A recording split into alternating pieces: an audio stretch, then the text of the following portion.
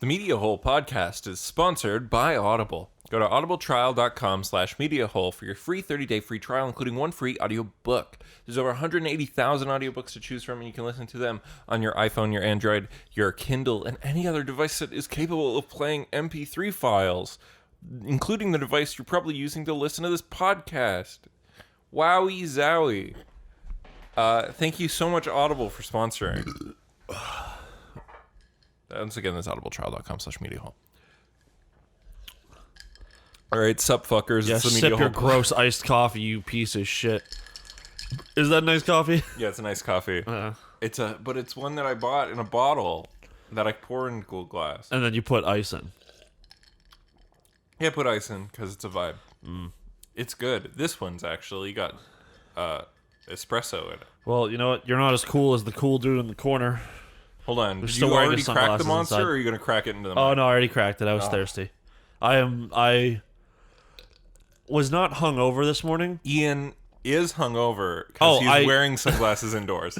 Also, because my sunglasses are prescription, and I'd rather think the room is dark than be sitting over here like this.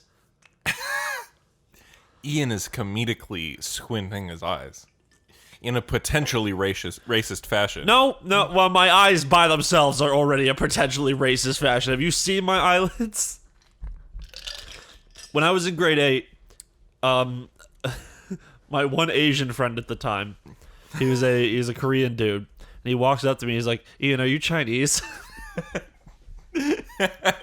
No, I'm full white, but like, I have like droopy eyelids, so they just look. My eyes are very small, and they're very thin, like width-wise. I feel you, yeah. Yeah, they're not almond shaped though, which I feel like Asian people's eyes are. That's racist. Aren't Let's not all go into eyes it. sort of almond shaped? No, but Asians are just a little more. I don't know anymore. Isn't like an almond yet pretty much the shape of an eye? Depends on the eye. I guess. Maybe a little bit fatter, but a little bit of a ticker boy. A goddamn tick boy. Ian, Yeah. how do you feel about police? All cops are bastards. Me too. I agree. Just get it out of the way. Was I telling you about the pool rule, the new pool rules in my house? Yeah. Yeah. You said on the podcast, I think last week, but your sister's boyfriend. My sister's boyfriend's dad is a cop, and I keep telling him, "Hey man, all cops are bastards." And he's like, "Not all cops. My dad's a nice guy." And I'm like, "Nah, all cops, and boy, do I mean even the shitty cops you're related to." Yep. Yeah. So, we're not allowed to talk about cops in the pool anymore, or actually just when he's around. Sounds like something a cop would say. It sounds like it's something like my sister wants to continue getting dick and doesn't want to have to deal with him going, "No, I'm not horny anymore. Your little brother was mean to me." And see, when I get angry, I get horny. So it's obviously he's gotta use that better. It's part of becoming an adult. Oh, he's a little sensitive boy. little piss boy. Not really. He's like a dude who's like did sports a lot in his life, and then stopped doing them. And he got kind of not super fat. He's got a gut because of all the beer and Pop-Tarts he eats. But he goes to he does the standard white dude vacation. He goes to Vegas. He goes on cruises. And everything sounds pretty standard. Yeah. He's a nice guy. If this was a character in a television show, I'd say He'd be a background do a character. second pass. Yeah, maybe make him black or something to make it more interesting. Because a white dude who likes all this is boring. This character doesn't have any hat. Like, he's just plain. Put something on him. Give him a hat. Make him Give gay. him a hat. What hat does he wear? Yankees hat. Yeah, just make him gay or something. I don't know. Like, give him something. Unless he's from Toronto. Then it's a Maple Leafs hat. Yeah. Or a Raptors hat. Honestly, I think people... Actually, I would say Jay's for standard white guy. Oh, standard white guy. Yeah, Yeah. I would say just... Because Toronto, the city, is honestly not really standard white guy anymore. Like, when you get into the city. There's the stereotype of Toronto mans. Yeah, Toronto mans. Yeah. Where they... I can't even do the voice. I'm too white. I can do the voice. In case you don't know, people from Toronto I know you picture generic Canadian, which is a white person, which is fair.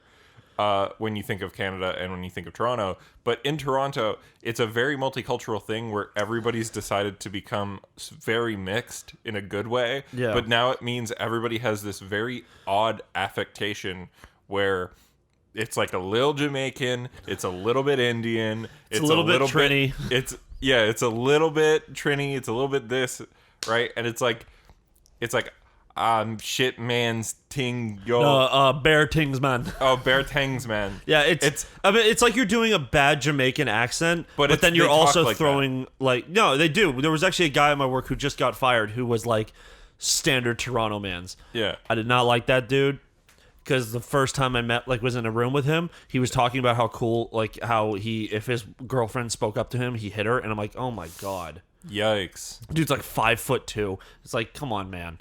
Yeah. Don't be a dickhead. And he's got a kid, and I'm like, "Grow, great. I bet that kid's gonna hopefully grow up with better role models around him. That isn't you." I'd say the definitive thing that Toronto people, Toronto dudes especially, say is "yo," just "yo, man." Yeah, yo, mans. Fuck! I got a baddie on speed dial, bro. Oh, they're also they're very. It's very much just how like rappers. Oh yeah, like in the last 5 years, like they always have, but it became more of a focal point of being like, yeah, I got my side chick and I got my side chick shit. Yeah, and then it's like that's Toronto man's. They are the character from they hip-hop. bought into the thing. I'm trying to look at this image, but it's kind of dark. I don't know why. Oh yeah, they also all love Drake. They all have fades, and then they have the lines in the side of their head. Yeah. Have you Googled a Toronto man's thing? Is that what you're? I found a Toronto man starter pack, and guess what? They are wearing a Jays hat. They're wearing a Jays hat. I feel like Raptors is more popular now because they actually win games. Oh yeah, Mandam Wagwan. Hello gang, next up style, 6 side. I started from the bottom from Saga. Oh fuck! I'm in a heel fam gang. They all love Armani Exchange, and they go to a store called Union. Honestly, I don't go shopping in Toronto because I'm not rich. and if you're like, I'm gonna go shopping. Because I had to go to the city.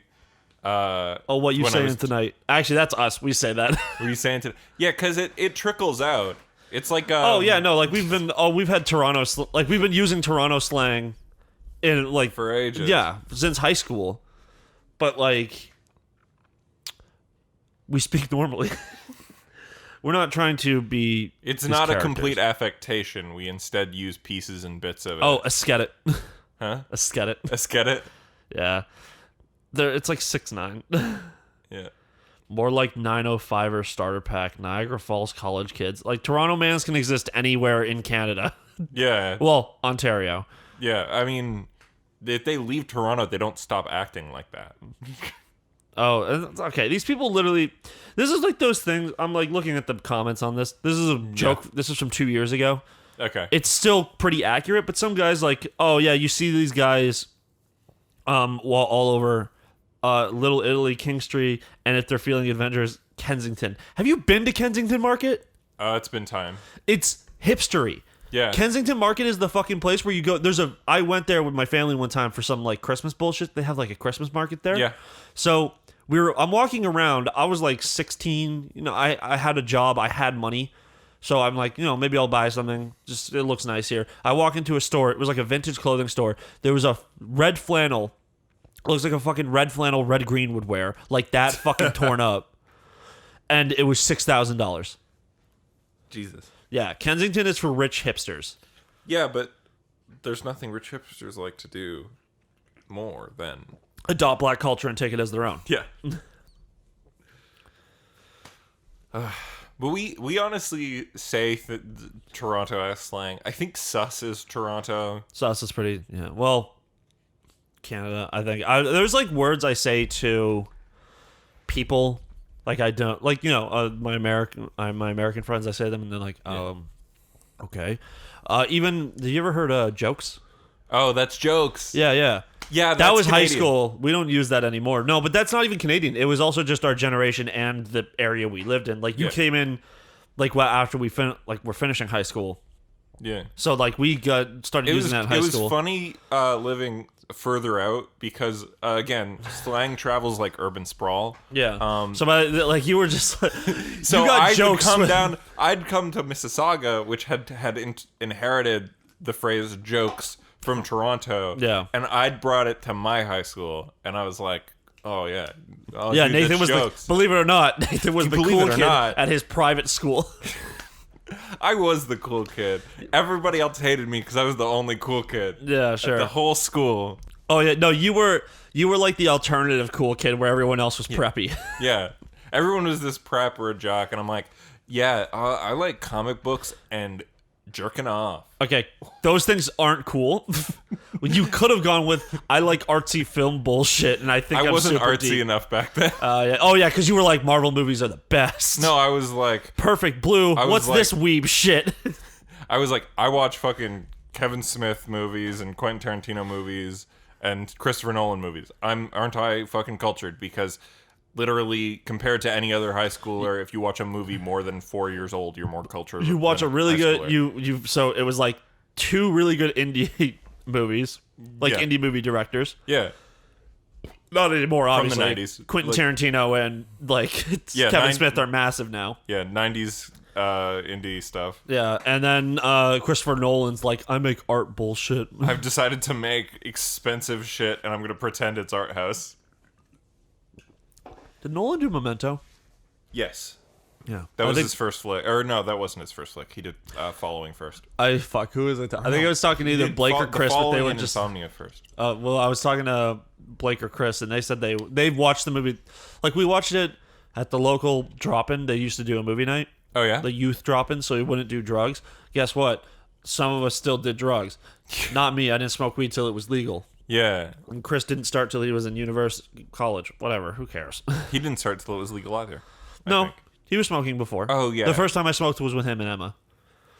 Yeah. It was like pretty close before. Oh yeah.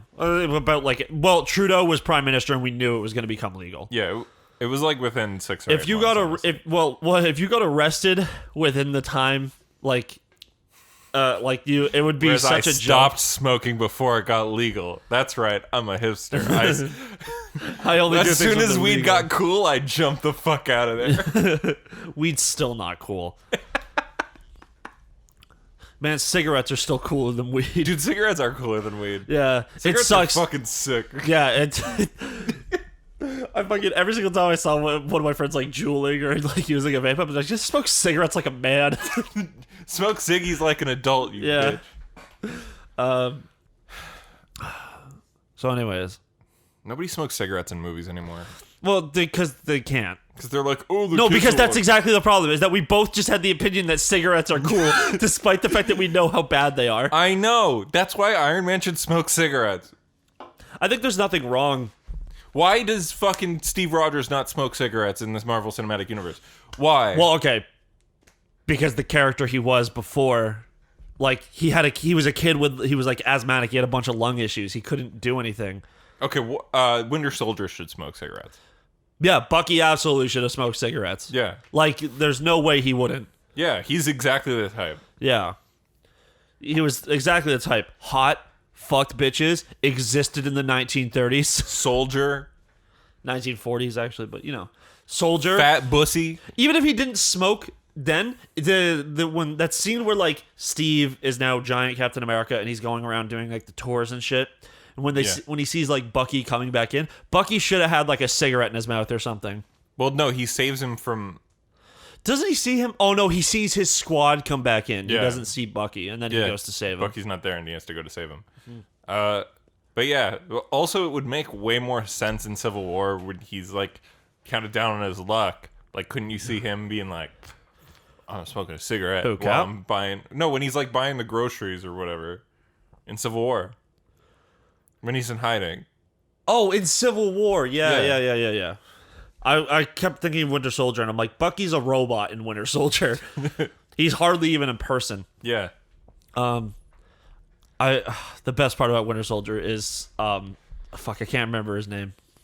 Falcon? Yeah. Yeah. Anthony Mackie. Anthony Mackie's He's great. so good. I love Anthony Mackie. The fucking part when they're like... I'm excited for that show. Like, Yeah. again, it looks dope. I like Sebastian Stan a lot. He's great in I, Tonya. The build-up of their relationship, so good. Yeah. Don't you love how in Civil War when he's like, "Can you move your seat up?" That scene's great. That's the exact scene I was going to reference when I said, "Isn't it great that Marvel put an entire scene into Civil War so that you can be like, no, they're not gay. no, Bucky and Steve aren't gay. He kisses this woman right in front of him. Yeah. They're not gay, you guys. He also he kissed his niece. Yeah." She's not related to him. She's related to a woman he also wanted to fuck. Yes, but he would if she had a big part. But now that he's gone back in time, she would be related to. So because of the way time travel works, yeah, the thing, it's a different universe. The things that have happened, works. Yeah, that like when he goes back in time. Well, because he goes back in time. Yeah. And then stays with Peggy, and then all of a sudden there's an old man at the bench. The old man was always there. It's not like... No, that's not the way time travel works in the rest of the movie, though. I don't care. He jumped through a second time portal at the end of... After Peggy died, I'm assuming. So you think he went there, lived in this alternate reality with Peggy. Yeah, where everything changed. And then otherwise it back. Has to be like that Warp Zone video where it's like she's reading the newspaper and he's going just like... Oh, President Kennedy is visiting Dallas today. Honey, what a great day it is on September 10th, 2001. Nothing can go wrong in America. Oh, honey, man, there's something crazy at work at SHIELD. Like, it feels like every time I'm doing something, there's something subverting it. And it's like, do you think maybe there's like somebody on the inside doing something sketchy? I keep hearing people talking about Hydra. Don't know what that could possibly be. But so he goes into an alternate fucking reality. Yeah, so probably his shit turned out fucking way different. Oh, also. Because otherwise he has to literally go through time knowing all of the things that happen and not stopping them. You know how they kind of fucked up? Like, Gamora was straight up dead. Yeah. And then she got brought into the future by Thanos when he ripped off that And technology. so it's not like a Gamora that knows any of the other characters and hasn't experienced that character development. Yeah. So she's back in Guardians of the Galaxy 3. It's probably going to be Star-Lord trying to woo her again. Yeah, but except this is a Star-Lord that's like significantly grown because he's gone through all this character development. Yeah. From it's pining because he loves her and she doesn't love him. Yeah. I kind of wish that, like, I know it takes away like all stakes, and it's one of those things with like comic book movies where it's like no one dies. Mm-hmm. Just do. I wish they did that with Loki as well. Like he just accidentally ended back up in the main universe. Yeah. But then the thing that's gonna be fun about the Loki show, where it's him versus the Time Cops, is that he's still an evil Loki right after losing in Avengers 1. Yeah. So he's gonna be more mean. And it's going to be more fun. And it's going to be him and Owen Wilson. Tell me that's not going to be fun. That would be fun, yeah. Yeah. I don't know. I'm fine with waiting for movies right now. I'm fine with waiting for anything. I don't mind waiting. This year doesn't count. I'm going to be... 2022. No, I don't... I turn 25 when COVID's are over. I'm 24 until... You're 24 until 2021. Yeah. People will be like, you were born in 95. But it's 2030. How are you not 35? 35. And then you say 2020 was not canon. Yeah, 2020 wasn't canon. So I'm 29. Don't worry, I'll be turning 30 in 2036 because I'm not one of those people who's like, I'm 29 forever. Why would that be the one that you pick? Like, 30-year-olds aren't old. Yeah. No what? Fucking 40-year-olds aren't old. 50-year-olds, your life's over. Yeah. Yeah. Like, by 50, whatever you wanted to... There's a lot of things that, like, full stop can't do anymore. Do you know what made me feel like, old have recently? Kids, you fucking weirdo. Do you know what made me feel old recently that I was watching a TikTok of? Uh-huh. Where it was, like, a few people around my age. It's like... She's like... Hey, Mom, like, how do you do a phone with your hand? And it's like... Oh, yeah, I saw that. It's like that, right? With the pinky in front of your mouth and your thumb in your ear. Yeah. And going up to, like, all the members of the family, like the younger sisters, the older sisters, whatever. And we get to the youngest sister, who's like, I don't know, 12, something like that. It is just the flat hand against the side of the ear. Yeah. And I was like, oh no. If anything, it should have been like something like this. Yeah. Because, that's how you hold a phone. I prefer to demonstrate like I'm holding a 1980s cell phone, so I like this. Hello! We mind that. But also, do you think they so on iPhones, and I'm going to assume that's what they're all using, Yeah. the fucking symbol for the phone is the same one. Do they just see that and like, what's this weird banana? Like that's on the green thing on my phone. I don't get this. Whatever. Yeah. Why doesn't it just Well, a the flat no brick? using cell phones symbol at gas stations, I think, still looks like the Nokia cell phone. Yeah. But I don't know. I think it's not that big of a deal. Like No, I'm just. time goes forward. It's like if you showed like if you probably showed some hardcore gamer in 5 years like an NES, they'd be like, "Where's the analog sticks?" I think you could probably do that with somebody who's like 18 now. Probably. No, I feel like 18-year-olds. Like, yeah, of course there is the ones who. Remember, Ian, 18-year-olds were born after 9/11. But it's the 18-year-olds now recognize that this is what it used to be older. Well, okay, actually, the thing is But, like, there's in always going to be pictures of in- that. It's like saying that you wouldn't know why old movies are the way they are. Like, Oh man, I saw the fucking. I think it was a tweet or a Tumblr post. I don't know, but it's like I was talking to my kid today, and she genuinely asked me if the world was in black and white back then. I wanted to slap her so fucking hard. okay, that's funny. But like, also the person telling the story was like 25. The kid was like 6. That's okay. You know what? Yeah, I think Yeah. when I was 6, I think I said something like that. Yeah. Oh, I have Because doubts. when you're 6, you're stupid. Well, I don't know. When did Wizard of Oz come out in color? It was like the 20s, wasn't it? The 50s. Okay, so like a couple years before my mom was born. Yeah, but the thing is like, Because my mom was born in Honestly, 1962. yeah, but honestly, like black and white movies, like were still an option you could do up until like kind of the mid 70s, and Yeah. then by then it was like, no, if I'm seeing a movie, I expect it to be in color. But like, yeah, Eraserhead I think came out in like 1977, maybe 76, and that's in black and white. Well, it's because it was expensive to do black and white. I mean, colored movies back then. Yeah, well, because you Technicolor, baby. Technicolor. But yeah, man. Yeah. Let's get right into the getting into onto the news. Yeah, sure. See, I did that so I don't. I always like stumbling over going into new sections because then I don't accidentally copy someone else's tagline. Yeah. So let's talk. I got one piece of real news, and then I've got some video game news. Okay, well, that's real news to me, damn it. It's still real to me, damn it. Yep. So in terms of actual news, which this is kind of local, in our province there is a bill that's going through called Bill 184. It's an eviction bill. Basically means landlords can come up with deals and like repayment deals without going to the Tribune, the landlord tenant Tribune here, which is like a little court to have disputes in, unless somebody offers options to do it, which means that they can basically intimidate people into shitty deals. Yeah. Yep. Also, for whatever reason, it's hard to find info on this because when you Google Doug Ford eviction bill, it comes up with the one where he put a moratorium on evictions for commercial and business properties, which is like, cool. That's a good thing to have. Ontario only cares about businesses. They don't care about the smaller people. Because did you know there's still people from the U.S. flying into Canada?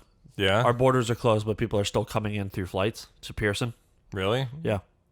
Because Oh, just people to do meetings, right? probably, but still, they shouldn't. They should be fucking. They're fucking readying opening fucking Wonderland again, which is bullshit. Oh yeah, they also that was a piece of news that I was gonna bring Disneyland up. opened today. Disneyland opened, and the cast members aren't wearing any protection whatsoever. So, you can go kill Anna from Frozen by getting Yeah. her sick. Yep. You'll have a new fucking Anna every 2 weeks. This is the first time that anybody has wanted to play one of the characters that require a full body suit. in this fucking weather In the too. heat. In Anaheim. In Anaheim, California. This one's fucking. I can't fucking buy these anymore. Okay, here's my question, Ian. What? How do you know it's not you? Because I had one. I bought it from the rabba near my house. Hold on, wait. Like yesterday. Here's the second one. How do you know it's not that the monster is priming your taste buds and then you're tasting this and it tastes weird? You know what? Maybe. Because it's every time 3 in a week where you've brought the white monster and a peace tea, and the peace tea tastes weird right after you kill the white monster. I'm just only gonna bring a white monster and water from now on. I would say have a full glass of water and then taste the peace tea and it'll probably taste fine. Fine. Run your mouth under the tap like the animal you are.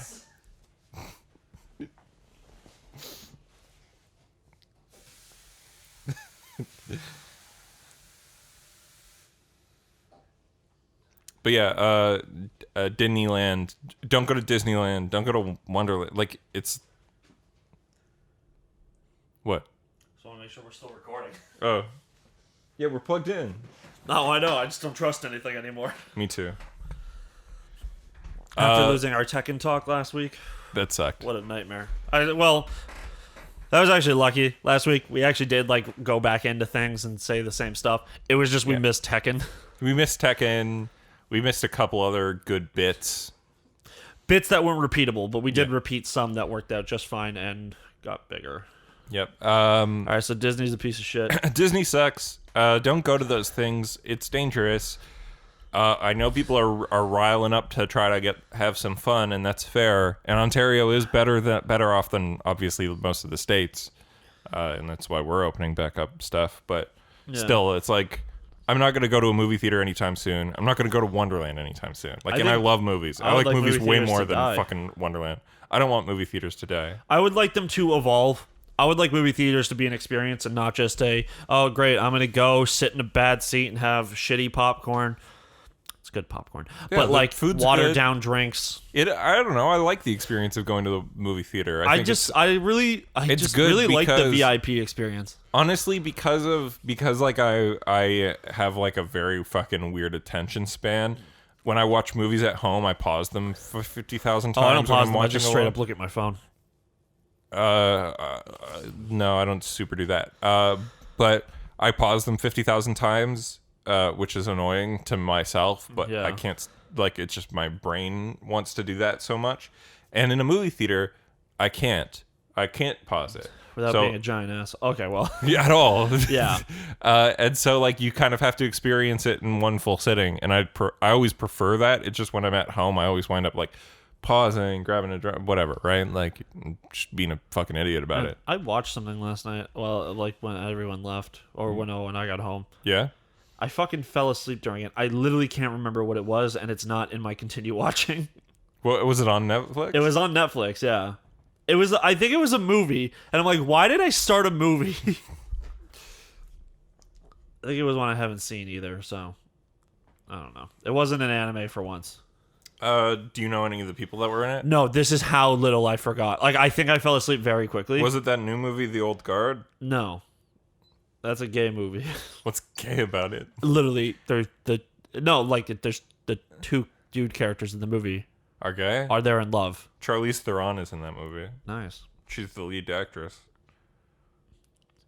No, people are popping off about it because there's like a moment where like a dude, the guy from from Aladdin and the dude he's acting against. Oh yeah.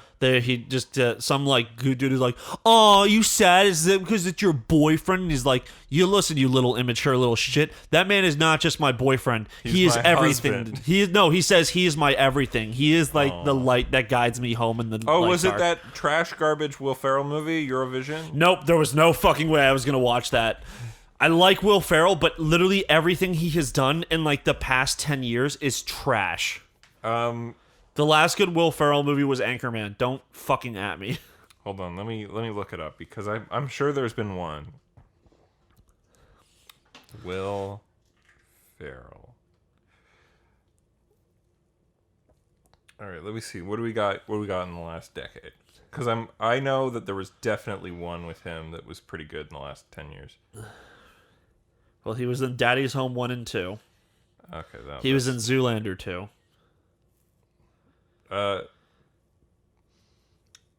Let me see. Megamind was 10 years ago. Hell yeah. That's one. Also, The Lego movie. Yeah. Holmes and Watson was trash. The Other Guys was in 2010 as well. Which The Other Guys isn't a good movie. Only the first third of that movie is good. I think the movie's good. Like, parts of it is good, but ultimately the movie's not as good as the Rock and Sam Jackson part. It peaks super early, and the rest of the movie's not as good as that. Yeah. Everybody agrees with me with that. I'd rather watch an entire movie of those two characters. Yeah. Oh man, Night at the Roxbury came out after Austin Powers? Really? Yeah. Damn. I think Night at the Roxbury is a very funny movie. Yeah. It is obviously not one of those movies where it's like you look back on it, it's like, oh, the women are all awful. But like, it's still good. Everything Must Go was also 2010. That's a good movie. He was in Jay and Silent Bob Strike Back. He was. Oh yeah, he was. He was the cop. He was the federal marshal. Yeah. Yeah. Land of the Lost. I like that movie. Did you ever see Old School? Which one's Old School and which one's Road Trip? The Old School is the Vince Vaughn movie. I saw Road Trip. Old School. Oh wait, no, it's not Vince Vaughn. No, yes, Vince Vaughn's in it, but it's a Luke Wilson movie where they start a frat house. Yeah, I don't think I saw that one. There's like a bunch of people in it that you're like, oh my god, that dude's in it. Oh, directed by Todd Phillips. Damn. The Academy Award nominated director Todd Phillips. Look, it's a like. No, I know. I would say I like the first Hangover movie, and that's by him. Yeah, the first Hangover movie was the only Due Date's all right.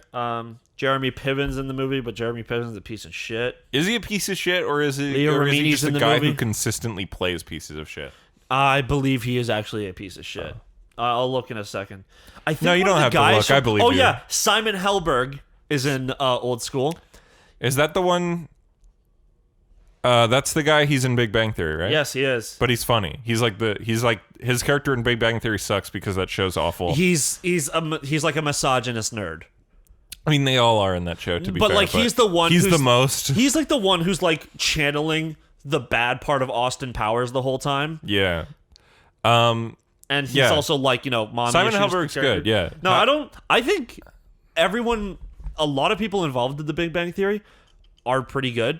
Yeah. Like I watched. I don't think either of the two leads are like. I don't think what's his face, the guy who plays Sheldon and the guy who plays Leonard. I don't think either of them are very good actors. Kaylee Cuoco's great. The brown guy. I'm sorry, I can't remember his name. I don't want to take a guess because I might just say Dev Patel, and that's very wrong. No, it's not Dev Patel. No, because that was who was it? Was either I think it might have been Kumail. Oh yeah, they get mixed up with each other. Well, he had a joke where like he was like. People were like, "Hey man, can I get a picture?" And he's like, "Yeah, sure." And they're like, "All right, thanks, man. I loved you in White Castle. I loved you and Harold and Kumar go to White Castle." He's like, "Okay." And then That's Cal Penn. He messaged Cal Penn about it, and then Cal Penn was like, "Don't worry, man. I've been getting a lot of props for the big. What was it? Big Sick. The Big Sick." That's funny. Yeah. Yeah, man. I don't know what that actor's name is either, but yeah, I mean, Simon Helberg's great. He's in Dr. Horrible. And he's in that one I haven't seen by the Coen brothers that you guys hate, but I think I'll probably end up liking. Oh, what movie? Hail Caesar? Hail Caesar. I fucking hate that movie. There's a lot of famous people in this movie. Andy Dick was in the movie. Andy Dick, sex instructor. Andy Dick, the guy who killed Phil Hartman. That's a rough one. That's just true. Yeah. Like, he killed Phil Hartman. Damn, I wish Leah Remini's career still popped off. Well, it's because she hates Scientology. Yeah. Did you see what they did? Because you know how, Leah Remini and Kevin James had the King of Queens? King of Queens. Yeah, which was a moderately good sitcom. Yeah, it's a whatever. It's a fat guy, hot girl sitcom. Fat guy, hot girl sitcom, but there was like, they genuinely Yeah, liked they're pretty each other. good. He's not. It Like wasn't. A huge It wasn't piece like of fat. shit. It wasn't fat guy, hot girl. But It's like not fat family- guy is just like you fucking whore. It's not Family Guy where it's like They also didn't have they kids. suck. Like- Yeah. Yeah. And he didn't have a super cool job, and neither did she. They were just like two normal people. Yeah. What it does was he literally do? Isn't he like a construction worker or something? he was a mailman. Oh. Yeah. And like the supporting cast, Patton Oswalt was on the show. Yeah, Patton Oswalt's great. But so they were great on it. Then Kevin James, they broke like Scientology ruined her career and like pushed her off of everything, and then King of Queens ended. So her career was just dead for like 10 years. Yeah. It's now coming back because the A&E gave her that show where she exposed like, yeah, you fuckers did this to me. Scientology exposed By That guy probably Scientologists. That guy almost certainly killed his wife. Oh, absolutely. Like, No fucking way he didn't. I mean, come on. There's actually a joke like that in Brooklyn Nine-Nine. Yeah. There's a they I keep forget what the guy's name is. That's in charge. Who cares? Piece of shit. So they get involved in a like a pyramid scheme. Yeah. But a important part of the pyramid scheme is that you have seen the owner's wife. And that it says you have met her and she is very much alive and well. And so they start investigating it later because they're trying to get out of the contract, and they're like, "Yo, she's straight up dead. So we're gonna get out of our contract that we got in for a previous joke, Yeah. and to get the fucking to try and take down the organization." But then they go through it all, and then the woman shows up. She's like, "I'm not dead. My husband is." That's Or I funny. can't remember. Like it's some shit like that. Oh yeah. So, Kevin James got a new show. I think it's called like Kevin Can Wait or something. Yeah. I don't know if it's still on. And they killed off his wife in a brutal murder. And then Leah Remini was the detective to solve the murder. And then they fall in love, so they're back together on a That's TV funny. show. It's the one. There's a great John Oliver joke that he did on his show, which is like, it's the one things that Americans can agree on. This and that Kevin can wait. Yeah. When's Kevin James getting his uncut gems? Oh no! It's that one sketch he put on YouTube about Yeah. being like, "You got something on your face." Yeah. I actually think that sketch is funny because Yeah. it's so bad. Like, man, do whatever you got to do, Kevin James. James. Yeah. So do you want to talk about video game news from the week? Yeah, sure. All right. I got 3 pieces of news. You ready? Yeah. We seen the PS5 boxes. Oh yeah, and you hate them. I don't hate it. Just why is it blue? Why is it blue? Yeah. You're just reusing PS3 cases or PS4 cases. Yeah. And you're just putting new box art on it. It's an almost identical layout, except it's white with black text instead of blue with white text. So why is the box also blue? Make the box white or black. That would be cool.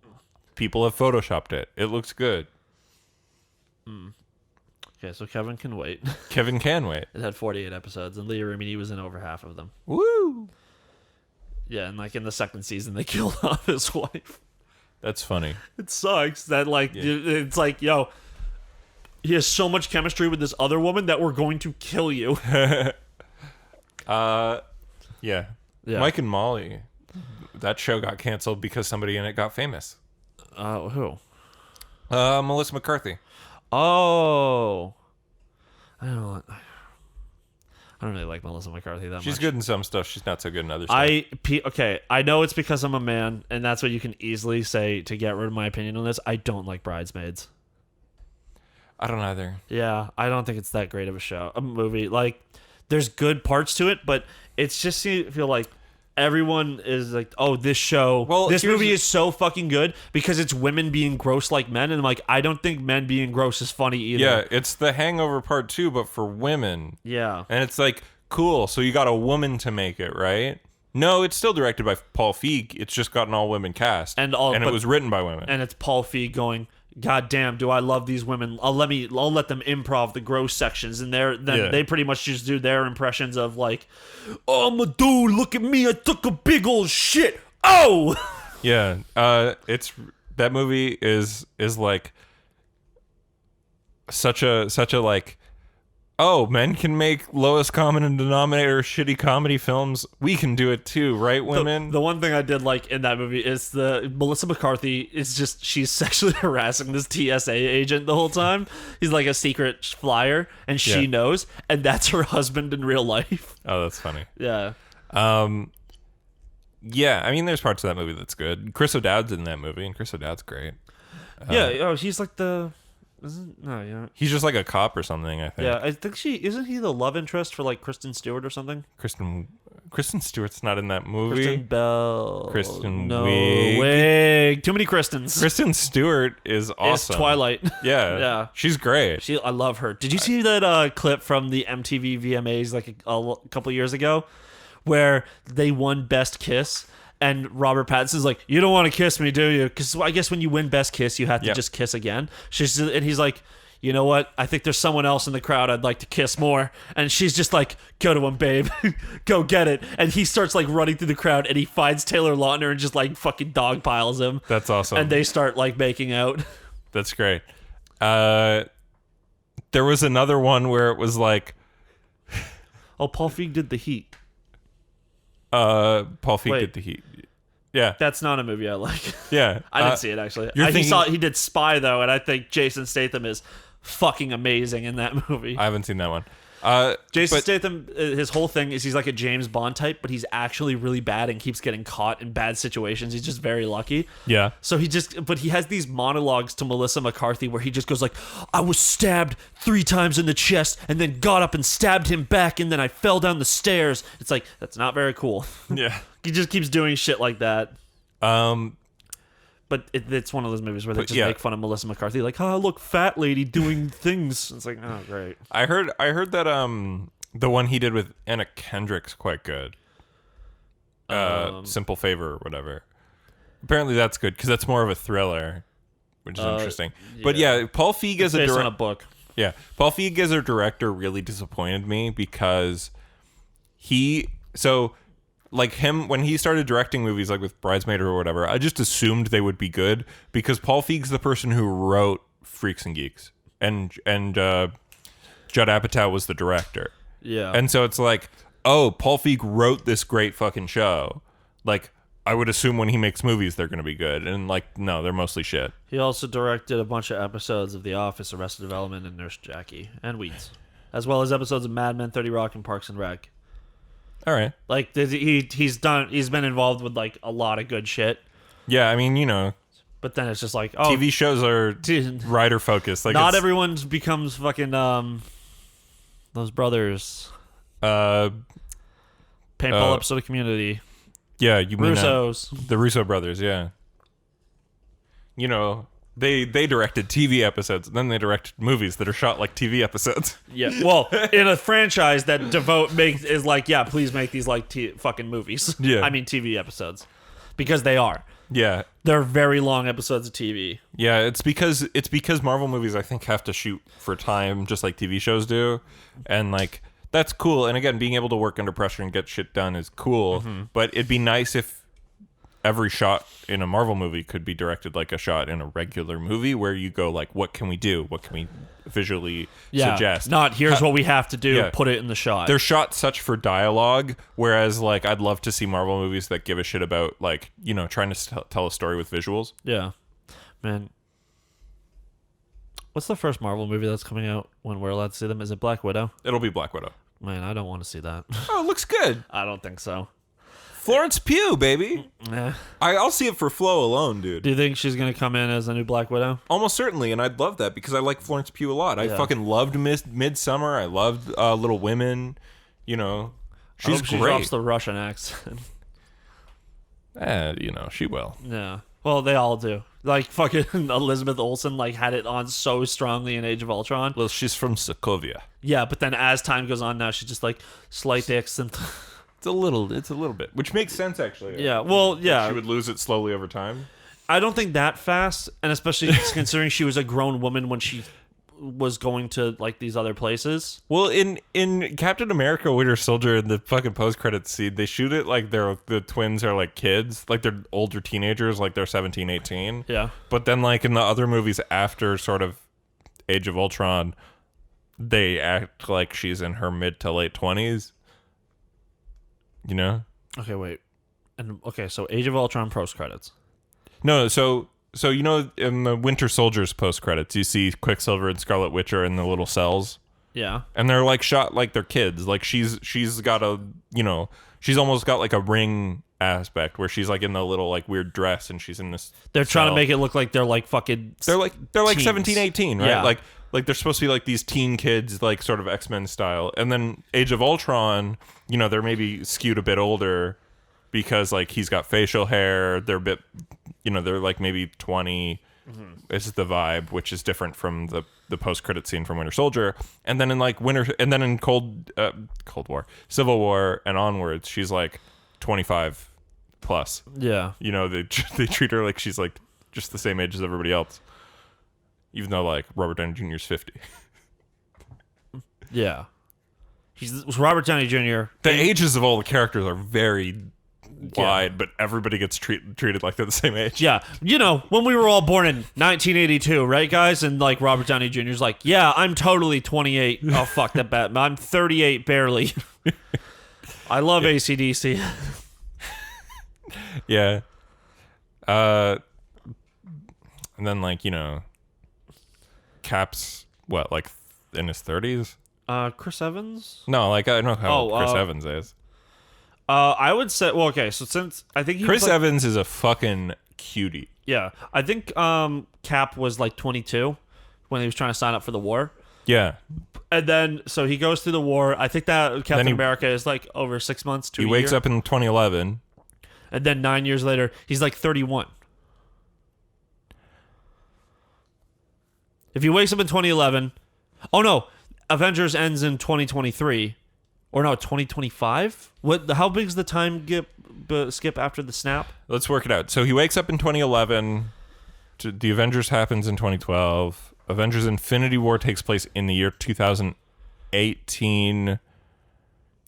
And then the snap happens, and then they go 5 years in the future. 5 years in the future. So 2023. 2023. So he was awake for 12 years. And Spider-Man Far From Home takes place 8 months after Endgame. Yeah, but Captain America's already gone by that point. He is. He is 34.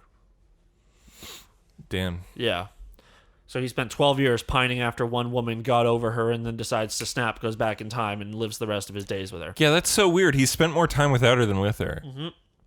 He only knew her for like well, 6 let's months. say we could even say like how long does that sequence? How long is he touring? Right, like I think it's like 6 months. yeah. So Well, then, he goes through basic training for like a month. so then let's say 2 years. Let's call it 2 years. The course of the first Captain America, the first Avenger. Yeah. Let's say that takes place over 2 years, and then yeah, he spends 12 years in the future. Yeah. So Does he come back when he comes back to her? It's the war's already over, so it's not like he came back right when he left. Did he come back like so that he'd be aged appropriately, like 12 years after? you know what? Since apparently he's just been such a creepy, obsessed dude with her the whole time, I bet he found out when she met her husband. But like yeah, before it, He showed up like a day before. she met him. Yeah.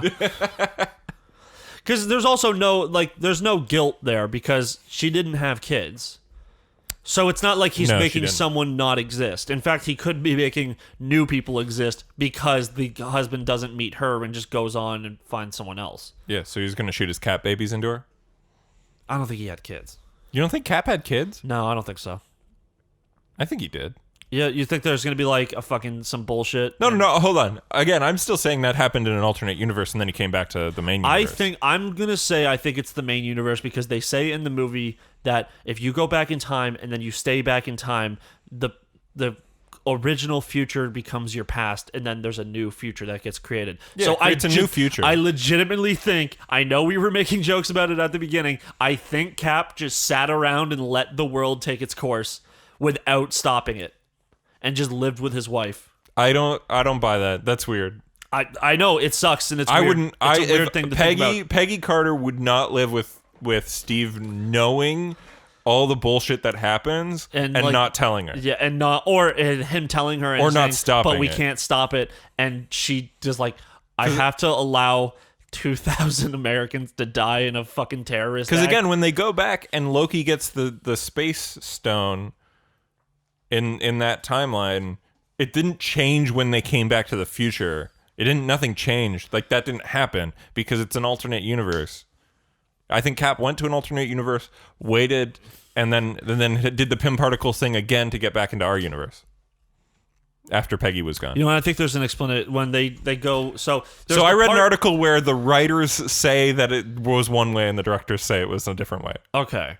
Because it's inconsistent with the rules that they provided because it's not a, Because there's also the scene in the movie where Hulk is talking to Sorcerer Supreme, Tilda Swinton, and she's like explains that if you take the stones from this part of this reality and don't put them back in the same spot, this reality will change while your reality stays the same. Or I think she You're says just this dooming reality, an entire reality. Yeah, if you take the stone out of this reality and don't bring it back and leave it in yours, this reality disintegrates and goes away. Yeah.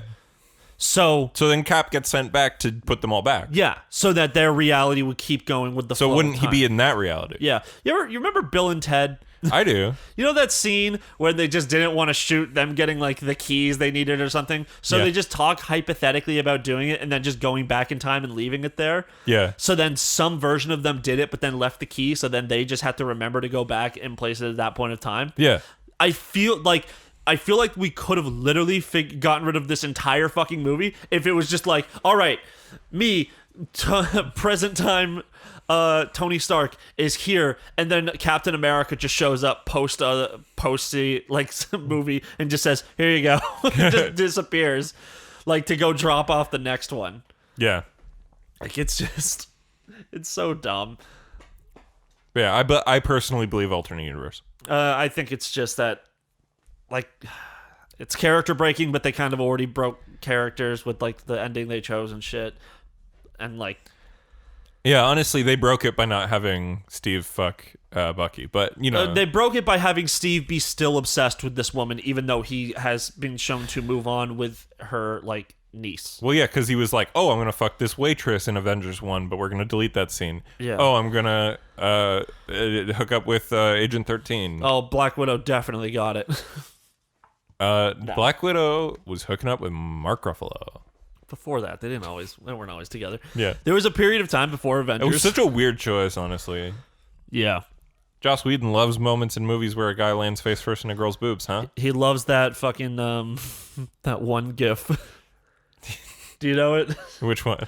There's this one gif. It's Hulk looking over his shoulder, sees Black Widow. She looks up like, what? And then he like smiles, and it cuts to this hardcore porn, like ball slapping sex, but someone tinted the man's ass and cock to be green. Oh. And it's like, dude, and also it's like that dude has a huge dick, so it's like, yeah, that would be Hulk sized. Yeah. So and fucking College Humor back when they used to do like listicles and shit. Yeah. They had this fucking entire article. It's like, we made an article dedicated to the worst GIF on the internet, and you know what we're talking about. And then they fucking just showed the beginning of the GIF, and we're like, and we're cutting it off there. Because we do not say for work stuff here, but this one is brutal. But honestly, I'll watch Black Widow. Do I think it's going to be an impeccable movie? No. It's directed by a woman. Oh, that's weird. By the way, it's the first Marvel movie to be directed solely by a woman. Sorry, the first MCU movie, because Punisher Warzone was directed by a woman, and I don't believe in Punisher Warzone erasure. Cool. That movie has a guy who gets shot with a fucking rocket launcher. It's still raining out. It still says it is, but it says it's not raining out. It's not raining out here, but the way this summer has been, it could be raining fucking just down the street. Raining in Toronto? It's raining in Toronto. Yeah. This summer has been very moist. It's been very humid and it's been very hot. Yeah. It has been like 40 every day. But yeah, we get these like moments where it's like it's raining here and then like it stops raining. It's like rains for 5 minutes. But then you drive down the street and then it's raining there and you're like, oh fuck. I want to just message Blake real quick because he got bummed last week because I had everyone over to my house. And not him. Because I thought he was still in fucking acting. Well, that's his fault. It's more like a miscommunication, and then I just made some assumptions. Okay, I know this is from a different YouTube channel, but whenever I hear miscommunication, it always makes me laugh because it reminds me of the Sugar Pine 7 joke, where it's like Steve, the main character, his character arc is that he's a very self-centered asshole, and he keeps saying, "We're miscommunicating. You're miscommunicating with me. You're miscommunicating with me." It's such a fucking funny line. No, like, I really wish that he found some editor that he could actually trust to do everything, and all he had to do was give him the clips and write the script. He didn't have to edit them together, do any of the other nonsense. But instead, he was such a control freak that he burned himself out on his, actually, at this point, his magnum opus. Yeah. Sugar Pine 7, 1 to 3. Season 1 through 3, yeah. It was phenomenal. Well, pre-Rooster Teeth stuff. Yeah. Pre-moving into the Funhouse season 1 offices. to 3. Yeah. Even they had, this whole dramatic arc. About them going to the Funhouse office. No, but also the Kib stuff where he killed Parker. Yeah, that's season 1 finale. Parker didn't die. He made a deal with the devil, and now the devil. What I like is that him. season 2, the whole arc with season 2 is trying to distance the fiction from the reality and again continue blurring the lines of we've written this story. And this story sucks, and James is mad at the story being shitty because it got too nonsensical, and it was them moving away from each other, kind of a friend breakup thing. Yeah, all scripted, but they're pretty good actors. Yeah, it's the Empire Strikes Back of the. Yeah. And the second arc of anything, and then the Empire Strikes Back. The season 3 ending is stupid as fuck, but it's still fun. It's so ridiculous over the top. And doesn't Jamie kill? The guy. Yeah. Yeah. Famous actor James Allen McCune. I love Sugar Pine 7. It was a good show. Also, we got more game news, and then we can talk about our weeks, Ian. Yeah, cool. We can talk about what I did not do this week. Cool. Ghost of Tsushima's cinema mode has gotten the okay from the right people to call it what everyone's been calling it all along, the Kurosawa mode. Yeah. So when's that game come out? Next week? Yep. Cool. I gotta go buy it. 6 days from now. Ugh. You're gonna go buy it now? No, I just want to see if it's raining here because it's not. But I messaged Emma, who lives across town. Well, technically in the next town over, because this place makes no sense. It's not the next town over. It's just the different neighborhood. We all live in Saga. Yeah, but there are neighborhoods within Mississauga. But they are technically towns. Only one of them is technically a town. Which one? Streetsville. Okay, I didn't know if you were fine with me saying it. Well. Where you live and where I live, I would say is two different towns. No, they're both part of the same city. It's just different neighborhoods in the same town. No. That's... How come Streetsville gets to be a fucking town? Because Streetsville's filled with fucking white supremacists. Okay, that's Georgetown. It can be both. Which is a different city, a Completely bit more different city. west, I think. Does Derry run east or west? I don't know. It's just Streetsville. Streetsville is got a completely different vibe, Downtown Saga and other parts of Saga aren't exactly the same, but it's all the same city. Fucking Toronto's all one city, and there's a million different parts of it. But that's the thing about Toronto, is that Etobicoke used to be its own town, city, whatever, and then it got absorbed in Toronto. I would still say Etobicoke and Scarborough, those places are towns. They just exist within the city, because why would you have a mayor of Etobicoke when you get no money, when you can, let's just give more money to Toronto. Yeah. And they can just, the mayor of Toronto can just control more of the... everything. Same with Mississauga. It was... in the 90s, it was why there was... I don't think we had mayors in Streetsville and where we are. Actually, I don't think Streetsville even has a mayor. No, it doesn't, because it's a part of Toronto. I mean, fuck, Mississauga. Yeah. And where they were just Hazel McCallion can control everything. Oh, yeah, so then Streetsville's not even its own town. But I would call it that. It's a neighborhood. But they're towns. It's a neighborhood. It's the village of Streetsville. It's the a village in the streets. It's a prefecture. Fuck off. What? We don't live in Japan. It's basically a prefecture. Anyway, Kurosawa mode. It's cool. It's not just black and white. It's black and white. It's film grain. It's enhanced weather effects.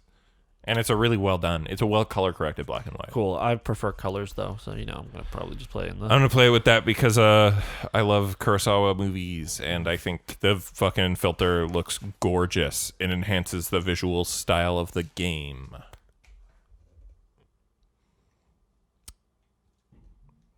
Yeah. Actually, when I get to my week, I actually watched a Kurosawa movie this week, but not a samurai one of his non-samurai films. That's cool. Yeah. Third piece of game news was that Nintendo had their Treehouse Live event. Didn't even know it happened. I talked to you about it yesterday, Ian.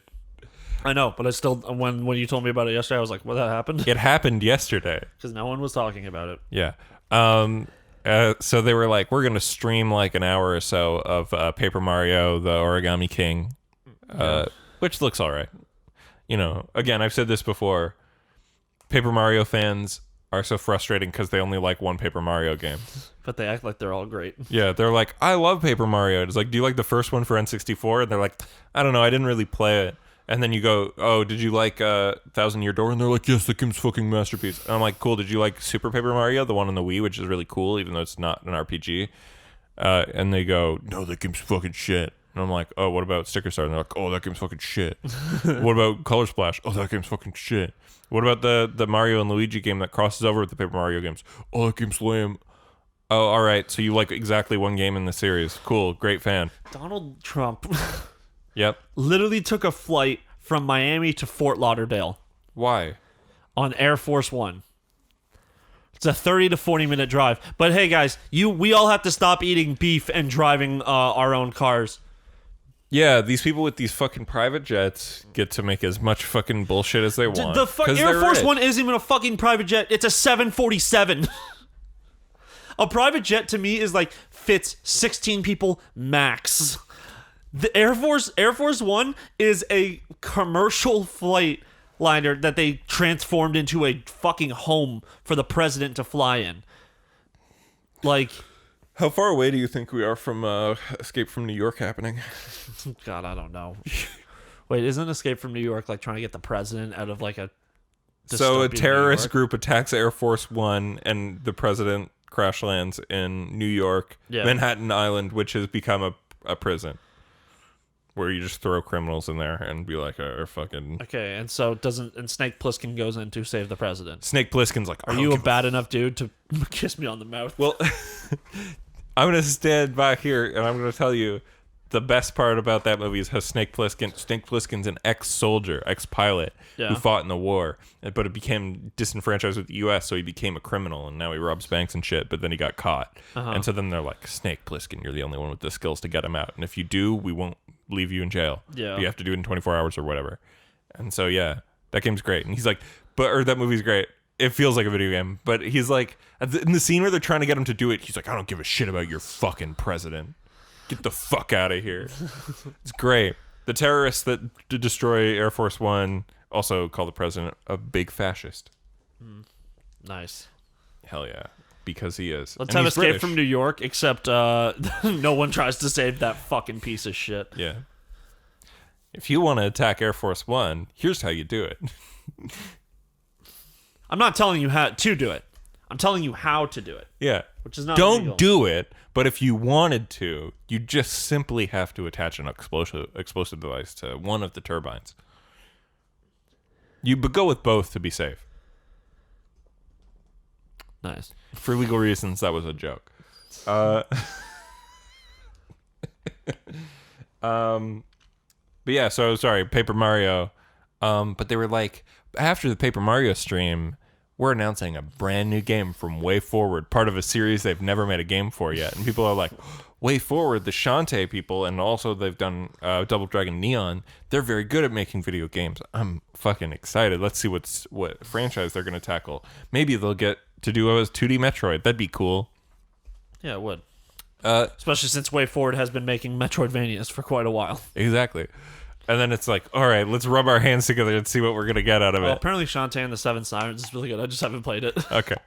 So let's rub our hands together and see what we get from it. And in walks fucking Bakugan. Yeah. It's like, or what is, fuck, the theme song was so good too. It was like, it's a bash, it's a battle bash, it's a bash, it's a bash, it's a battle bash, it's a bash, and something like that. It's so good. Honestly, just to see the people so fucking cheesed. Also, like, Bakugan hasn't been a fucking thing. I love Bakugan. Is Bakugan one of the Canadian ones, or is it one of the ones that ripped off one of the Canadian ones? Like, what do you mean, like, made in Canada? Yeah. No, I think it's made in Japan. No. But I mean, like, a lot of those were Japanese Canadian co-productions. I'm looking it up. Yeah, because I know Beyblade was created by the Canadians, and they decided to get Japanese people to help out with it, to do the cartoon. But it was a Japanese and Canadian co-prod.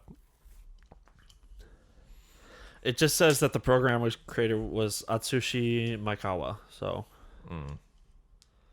the show was on for 5 years. Oh, sick. Yeah, 4 seasons. Oh, and then there's Bakugan Battle Planet. Oh yeah, Bakugan Battle Planet looks like shit. Like they CalArtsified the whole thing, and then they made the Red Dragon, whatever. Ian, stop saying the fucking CalArtsified it. Why? Everybody went to CalArts. There's so many great people who go to CalArts. And okay, so the studio, it was a Canadian studio that worked on it as well. Let's see. No, sorry, Beyblade was Hasbro, not Canadian. Which one was the Canadian? So I guess Bakugan's the Canadian one. Yes. Bakugan was weird. I never got it. Yeah, it's the least exciting. It's a card game with magnets, right? Yeah, it's like a card game, except you roll out the ball and it becomes a dragon, but that thing summons a dragon in the show, so it's I don't think it was like Yu-Gi-Oh, where it was actually it's no Duel Masters or Yu-Gi-Oh.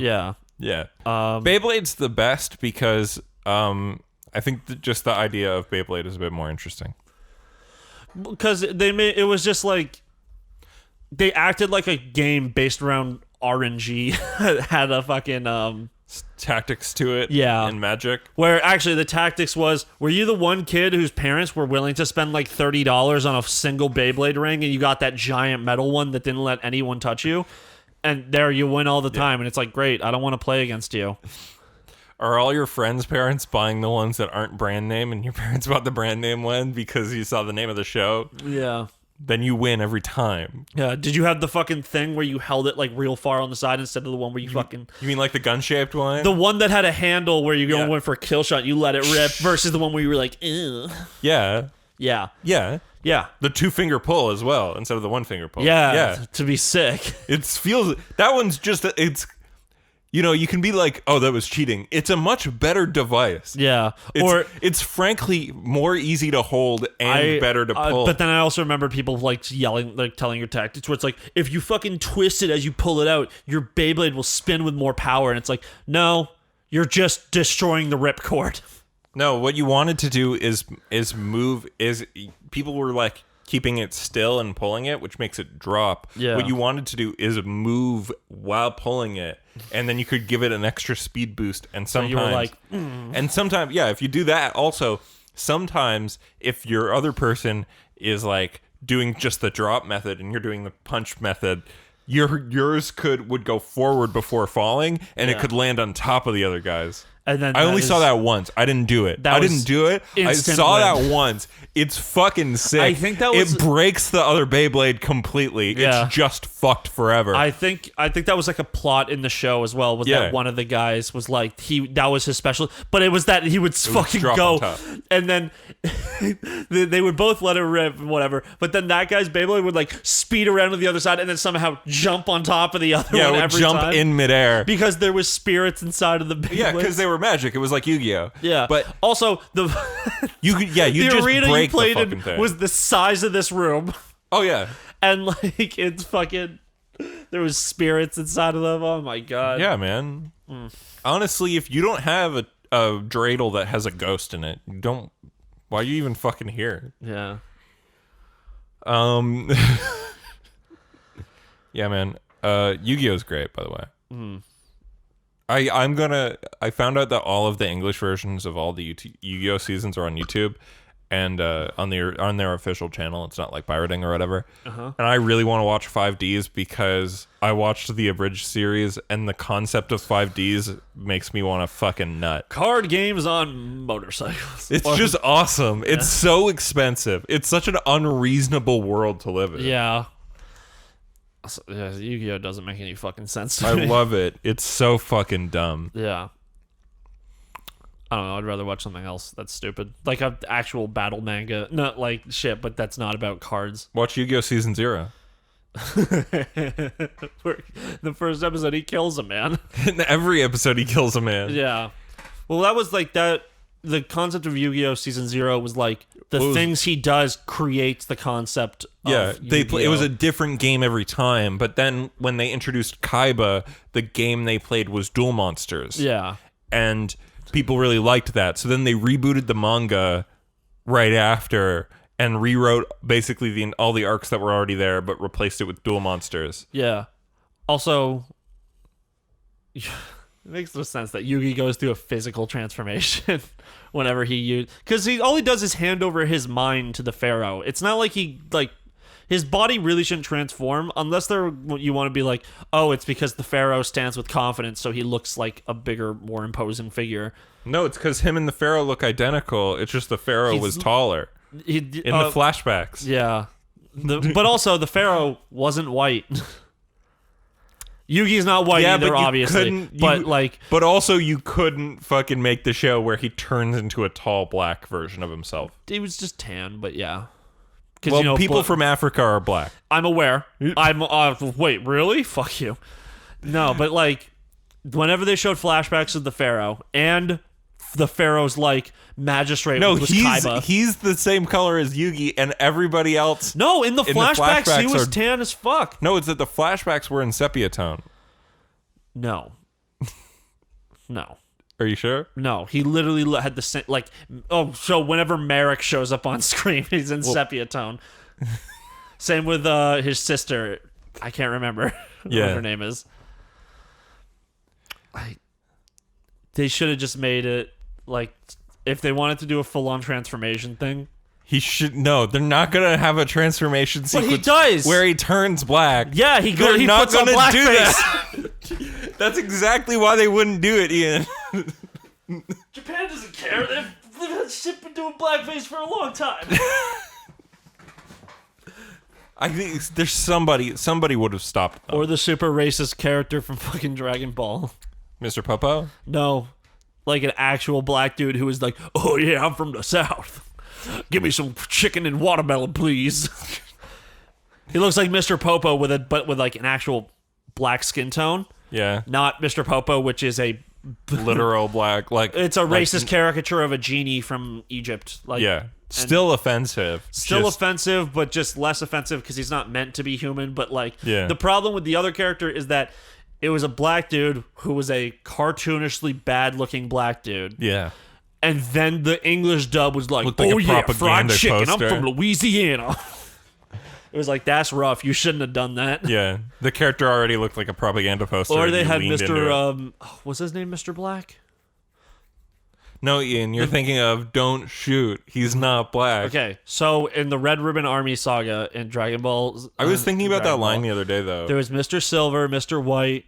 somebody at Funimation had to know what they were doing, right? No, I just don't think they cared. Like, no, but then there's... Was it on purpose to be funny, or was it an accident and everybody was too stupid to get it? Like, how did the voice actor for Trunks not realize that the line was stupid? Like, how do you say that and go, hold on? Yeah, you said Eric Vale really just read this line and didn't think about it. Right? Like, really? Don't shoot! He's not black! Like, how do you... how did that... Justin Rojas was like, I got this. The writer had to have meant it, right? I think Justin Rojas is the ADR supervisor, but I don't know. That dude's been with Funimation for decades. Mm-hmm. It's... Funimation likes to like poke little fun and like do things like I think they did it. It was an intentional joke. Yeah. It's funnier if it's an accident, but I don't see how that could have been an accident. Yeah, it's a really rough one. Why is the filmography for this man hidden? Like, okay. So, do you want to move on to the weeks? Oh, there's one more thing. Far Cry 6 was leaked with a February 21, 2021 release date. Yes. Straight up just Cuba. Giancarlo, what's his last name? Esposito. He is the villain. That they're like trying not to say it, but that game is just straight up Cuba. Yeah. Yeah. People are implying that it could be a prequel to 3. Like that's, you know what? That would be more interesting because Because Voss could be involved. Yeah, Voss could be one of the revolutionaries you work with. Actually, Yeah. it could be one of those things where it's like, yeah, this was the intent to put up a better regime, and then guess what? You put another dictator in place. I don't like bummer endings like that, but it's whatever. Don't worry, it's by Ubisoft. They'll try their best not to offend anybody. They'll try their best to just Don't worry, this game that just pull out all the teeth. This game about a fucking plague that affects people on Black Friday in New York is not a political game. This game where that same disease is in Washington, D.C., where a militia group has taken over the government is not... This game doesn't have a political message, and we're going to write it explicitly to avoid that. Even though the setup is inherently political. Yeah, to have some fucking balls, especially when you're not even an American company. Yeah. Or don't act like you have, at least, or, you know... Also, I mean, all the people in Ubisoft that have had all those accusations of sexual assault and stuff that came out, where it's like a bunch of different people. I think the dumbest one I saw about the sexual assault, none of them are dumb, but I saw a dumb one. It was a guy who he stepped down because he just happened to have sex with one of his fans. It didn't say it was like sexual assault, rape, anything like that. It was just he had an affair with someone who was a fan of Assassin's Creed, and he's like, I can't work on Assassin's Creed anymore. It's like, why? The thing with the sleeping with the fans, though, is like inherently there's a power imbalance.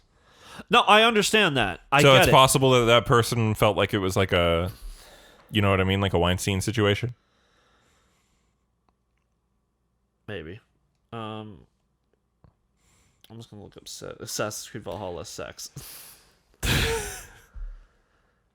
The worst one I heard was that the head of Ubisoft Toronto, choked a woman at a party. Oh, nice. Didn't get fired. Okay. I didn't say the second part. It's that the director, Assassin's Creed Valhalla creative director, has stepped down his role at Ubisoft following allegations of an extramarital affair. Oh, there you go. I don't think that's not like, yeah, you cheated on your wife, but that you're not the worst person in the world. No. But like, it's not cool what you did, but I don't think that's a reason enough to step down. Okay, well, but read the second rest part of and it. sexual misconduct with fans, I didn't see that part. Yeah, that's not a good part. But like, remember when people were like getting all mad at Dr. Disrespect because he cheated on his wife? Yeah. Like, what the fuck does that matter?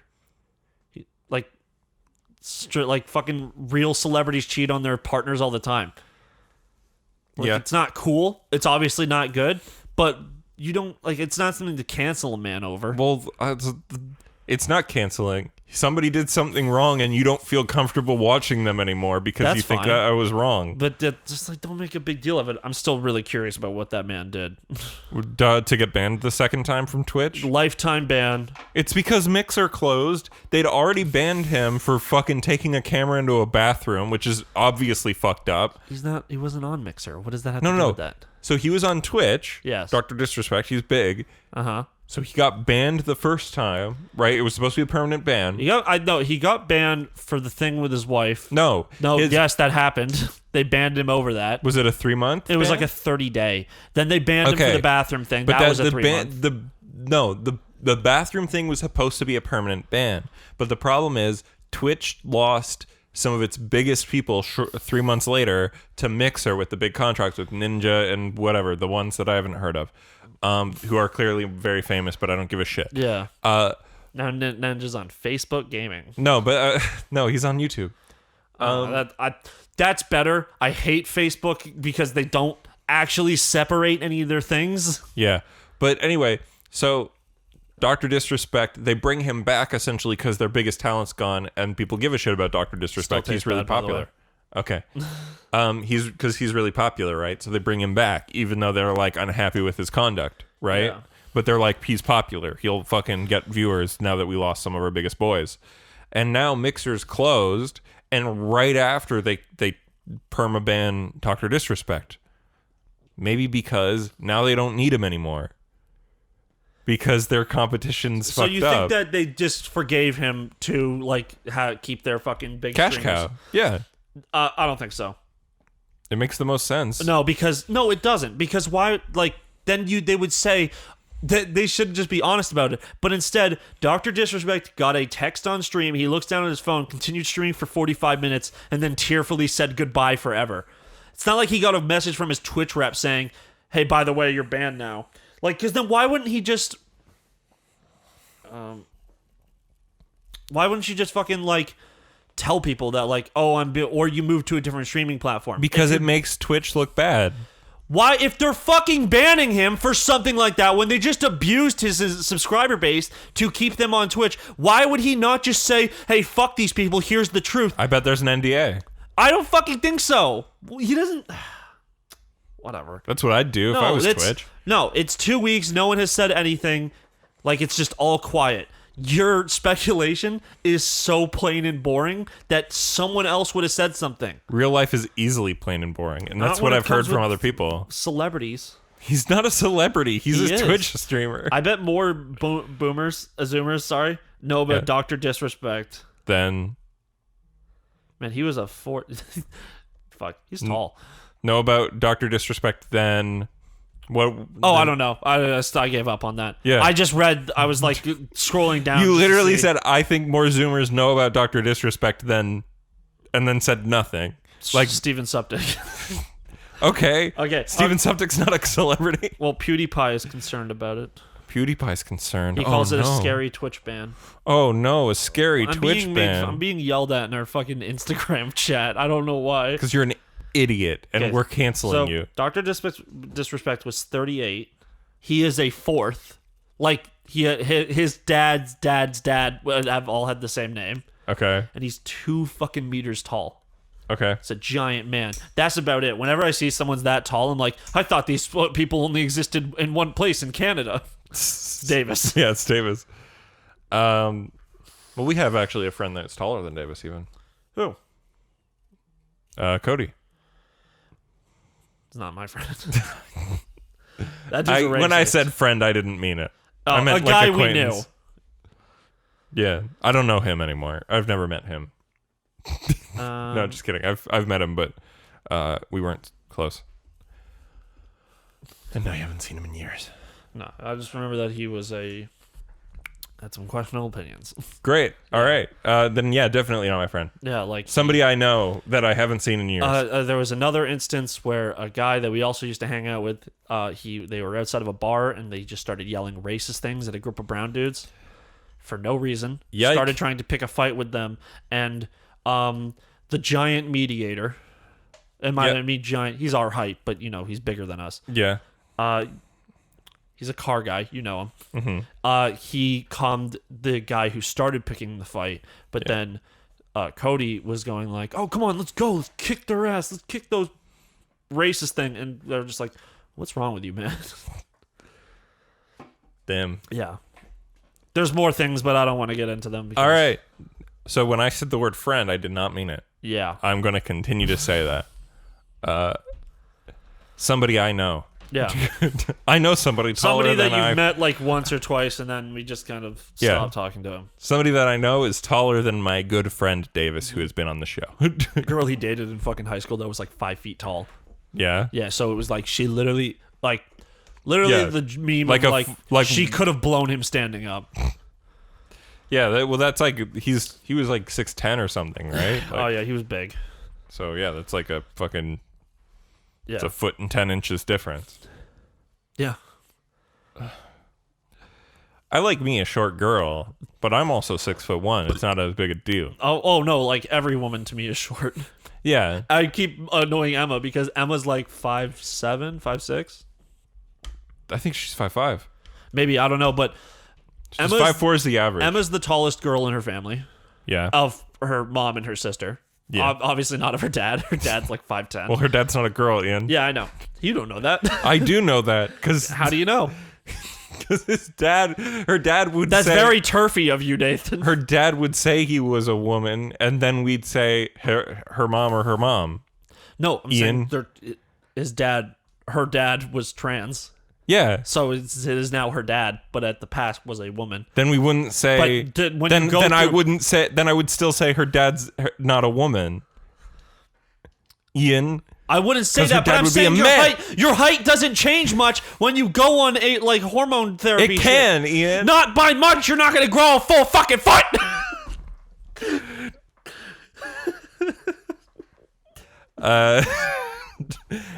Anyway, yeah, she's like 5'5", because 5'4" is the average. Yeah, but I keep calling her short, and she's like, She is taller short. than most Well, when we were leaving the fucking house last night, because we were all hanging out. Don't hang out if you live in the States. Obviously, it's fucking way more we all wear quarantine there. masks and Wear masks. Don't hang out with more than like 2 or 3 people. if also.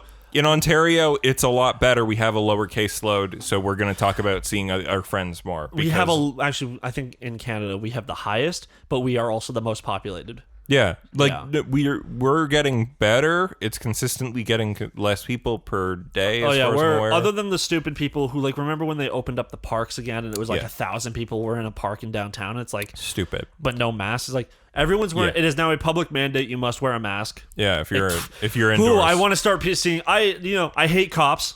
Yep. I think they're bastards. Yeah. I do want to start seeing people get fined. Yeah. I think cops. Well, it was fucked up because we went to 7-Eleven the other night. And Me, you, and Kyle didn't have masks, so Yeah. we sat outside while Emma and Chris went and got food. yeah. So we stood. I even was like, kind of like, maybe we shouldn't be this close to the door, but whatever. It started raining, so we were under the awning. But we Yeah. still pointed ourselves away from the door when someone came out. Yeah. So if we're breathing at each other. That's the issue. We weren't 6 feet apart. Fuck it, whatever. Yeah. Well, we're not the best people morally right now. Yeah, we're hanging out. We're doing what we do under the rules that the health people are saying. You can hang out as long as you have like less than 10 people here.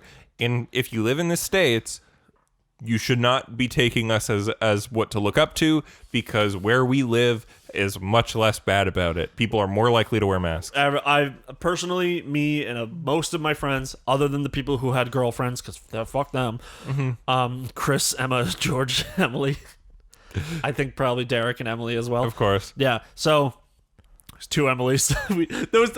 Every woman I just said there is an EM. That was an Emma name. Yeah. So we all none of us saw each other for like fucking at so least long. a month. It was like 2 months for me. 2 months, yeah. Yeah, well, because I'm unfortunately I am a worker still. Yep. So I can't. I couldn't. I was like, I feel bad. You can't work from home, yeah. Yeah, I can't work from home. That would be fucking crazy if I could. I'm just like droning around a clamp truck. Yeah, man. Yeah, so it's. Sorry, guys. Your country didn't take it serious enough, so now you all got to pay the price. Yeah. Don't go to Disneyland, fuckers. I'm looking at you, Stevie. I know you're trying to go to Disneyland, Stevie. You're not going. All right? And this is final. You don't get to say anything back. Also, yell all you want at the fucking phone, dude. I've been to You Disney. can't go. No, he's going to fucking yell at me. Yell all you want at Ian, okay, Stevie? You're not going to Disneyland. I've been to Disney World. I It's will not that turn this great. fucking car around, Stevie. Disney is like one of those places where I think it's only cool if you're a Disney person. Yeah. Disney Like, people. well, straight up, Disney adults are the worst. I want to go to Disney. Can we hit that? I want to go to Disney now purely for Galaxy's Edge. I want to Yeah. build that goddamn I'm lightsaber. I'm gonna buy an $800 lightsaber for sure. Oh yeah, that's all I want to go for. Yeah. And then I want to go on that Millennium Falcon ride because it's apparently sick. Because it's one of those ones that you all control shit. Literally, I just want to go to Galaxy's Edge and then leave. I want to go to a Star Wars theme park. I don't want to go to Disney. Yeah. I've been to Disney World. The rides there are shit. I haven't been to the California Disney. I went to I've been to I the went to Florida one. Yeah. I went to Disney World, and also apparently Disney World I think is the better one Yeah, the Florida one's the better one because it's like the actual but theme park. Disney, to be fair, is not a rides based thing. It's like a fucking ambiance based It's attraction. an experience thing. It's like, Yeah. look at you, you're running around the world of Disney. Look, there's the princesses and there's Gaston. That dude was cool. It sucks that he died. Gaston, the character sucks. But no, but the guy performing, phenomenal. Yeah. Like, did you see that dude who challenged him to a push-up contest? That was great. And Gaston cheated the whole time, and he's like, "Oh, look at me, one hand." Yeah. Or no, I think he was doing them, but he was just like faking it, like, he was just fucking with the guy because or that's he's Gaston. Or he's just fucking yoked. I think he's also yoked, but they do wear like muscle suits. Yeah. Because you have to be cartoonishly yoked. If you're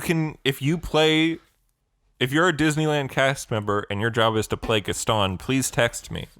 I want your dick. We can bang, okay? Yeah. But obviously after COVID. Yeah, obviously. But yeah, I liked. I went to the Universal Islands of Adventure, and that was fun. My buddy just sent me some like a Monster Hunter World like stat page. Yeah. And so for your elemental defenses, the highest it goes is like 30, and and you can only get that in like one stat. I guess with the new armor that just came out, some guy got it, so after he ate for like elemental resistance, it's like over 50 in every stat. Oh my god. That literally means like you don't take any damage. Nice, dude. Yeah, I don't know. I there's a new monster that came out and I haven't played it yet, and I want to, but I like to play the new monsters with my friends, and they were both the two guys who are actually at the level where we can play it. We're busy, so. All right. And it's included with your thing. It's not a DLC. Well, it's if you have Iceborne, you can fight him. Oh. So, but it's Iceborne's DLC, like, but it's not like an additional DLC. well, it's like how every other fucking MMO expansion happens, where it's like, you once you have the expansion, you get all the free content for the next year, or until the next expansion. So, I don't think they're gonna do another expansion for World. see, I think Iceborne. They're like, we'll do Iceborne, and then we're gonna do World 2. Yeah, because Monster what Hunter is not afraid of sequels. Exactly. That's what I was thinking too. But also, they could be trying to go with because the game is considered like an MMO. Yeah, but it effectively isn't, right? Well, Like so what I'm thinking is they might release Monster Hunter World Iceborne on like the PS5 and the Xbox. Maybe they won't even fuck with the Xbox Series X. The Xbox Sex. Yeah, so they'll do that, and then they'll be like, now here's the next gen upgrade where like you can get the next Monster Hunter DLC. Honestly, dude, obviously Microsoft has their thing coming out where they're announcing their first party games for Xbox. Yeah. But at this point, like, I don't see unless you're like a big Halo, Forza, Gears of War freak, where you're like Me. oh, I'd get cucked for Master Chief, even though his games keep getting worse, and Gears of War probably should have ended after 3, even though 4 and 5 are pretty good. They're just like they're kind of treading water. And Judgment was bad. Yeah. And Gears and Tactics Forza, who cares anymore? Car people. Yeah, but Car like guys care. that's what I mean, right? Is like, what do they have that's gonna grab people? Because I doubt they're gonna make Hellblade actually exclusive, because the first one wasn't. Oh man, I saw this fucking thing. Yeah. That said UFC 4 Yeah. is the PS5 exclusive and Xbox Series X exclusive. I'm like, then it's not fucking exclusive. It just means you can't get the game It's on not PC. on PC. And obviously it's not on Switch because Switch is a last gen console. Yeah. Don't even include Switch in the exclusivity talk anymore. Nintendo does their own thing. Yeah. Everyone bought a Switch for Nintendo games. Yeah. And whatever nice indie games they put out on there. And whatever they get that's like some third party, where it's like they'll get a third party exclusive or and whatever. there is right? people who like they got a Switch and they're now experiencing games that they never had a chance, like with The Witcher and like the Saints Row games. Yeah. Like, good for you. Play them on there if you want. But those games came out like months later. Yeah. Years later. Yeah. Like, years and years later. Don't include the Switch in these talks anymore. It's PC, Xbox, and PlayStation. Yeah. That's and then Switch gets to be its own thing. Yeah, it's like how people don't go like, we can play Halo the Master Chief Collection on PC now, but what about on the Mac? No one has ever said that in their life. Mm-hmm. Because the Mac is like the Switch. If you're using a Mac, it's that not Marble for games. game that came with Max though is good. What game? The Marble one. Sure, I The don't 3D Marble game. I forget what it was Marble called. Blast Ultra? It's Marble Blast Ultra, yeah. Yeah. Sorry, I don't know if it's Marble Blast. I'm just thinking of this fucking Vine Sauce clip where he's just like playing some marble game and like the track like starts to twist and he like goes over it perfectly. And he's like, yeah, pure confidence. And he spins the camera around and he just like takes the ball off the edge and he just goes, oh! Man, I love Twitch streamers. Yeah. It sucks that most of them suck, but like, the ones that are good are good. Yeah, I just, I feel like I would, as me, if I'm gonna watch gameplay, I'd rather watch like a Let's Play because they'll edit the boring parts out. But if they're a good Twitch streamer, also I don't like people responding to the chat. That's also annoying. I think if they're only responding to the chat with little things, but I think if the chat is like, it's like if you're doing crowd work and like if you're a comedian and you're doing crowd work sort of thing, where someone just says something in chat, you repeat it back, and then you riff off of that for 5 minutes. But if it's like, yeah. Oh yeah, this real interesting thought, chat member. And it's like, the chat's going too fast. What did it say? Yeah. Like sort of shit. There's a bunch of streamers that I really like because they don't bother with Twitch subs. Yeah. Like, I remember there was this one streamer I used to watch back in the day. His name's Gassy Mexican. Yeah. He is Mexican. I was watching him for a while. I'm like, yeah, it's still funny. It's like his old YouTube clips. And then he started getting like thousands of viewers a stream, and he was getting mad donations and like Twitch subs, and like it would be like, so then he'd be reading them off every 2 seconds. I literally watched the stream for half an hour one day, and I don't think he said a single thing that wasn't a donation or a Twitch sub. Where I like streamers like Pat, who he will play the game. It'll be a section. Yeah, it's the beginning and the end, or any break he takes in the middle, and it's an hour pretty much, so like, yeah, this is Pat. He's gonna fuck off for an hour and do something else. Yeah. So, or even when you go watch his VODs, where it's like, I want to watch him play through Resident Evil 6 because that game's a trash fire, which I did, and it was really funny. Yeah. Because it's just so glitchy and poorly made, and the AI sucks. Like, there's a part with Leon when you're going through like these ancient American catacombs where assault rifles are all over the place. And you have to do like quick time events as Leon to duck, and he doesn't, and Helena doesn't at one point, and just goes like boom, and just like it's smacked off screen. So it's just a funny time. But like, you start watching his videos and it's like a full hour you can just skip in because it's just him sitting there reading donations. Yeah. Or I think like Vine Sauce doesn't read a single fucking donation or Twitch sub the whole time.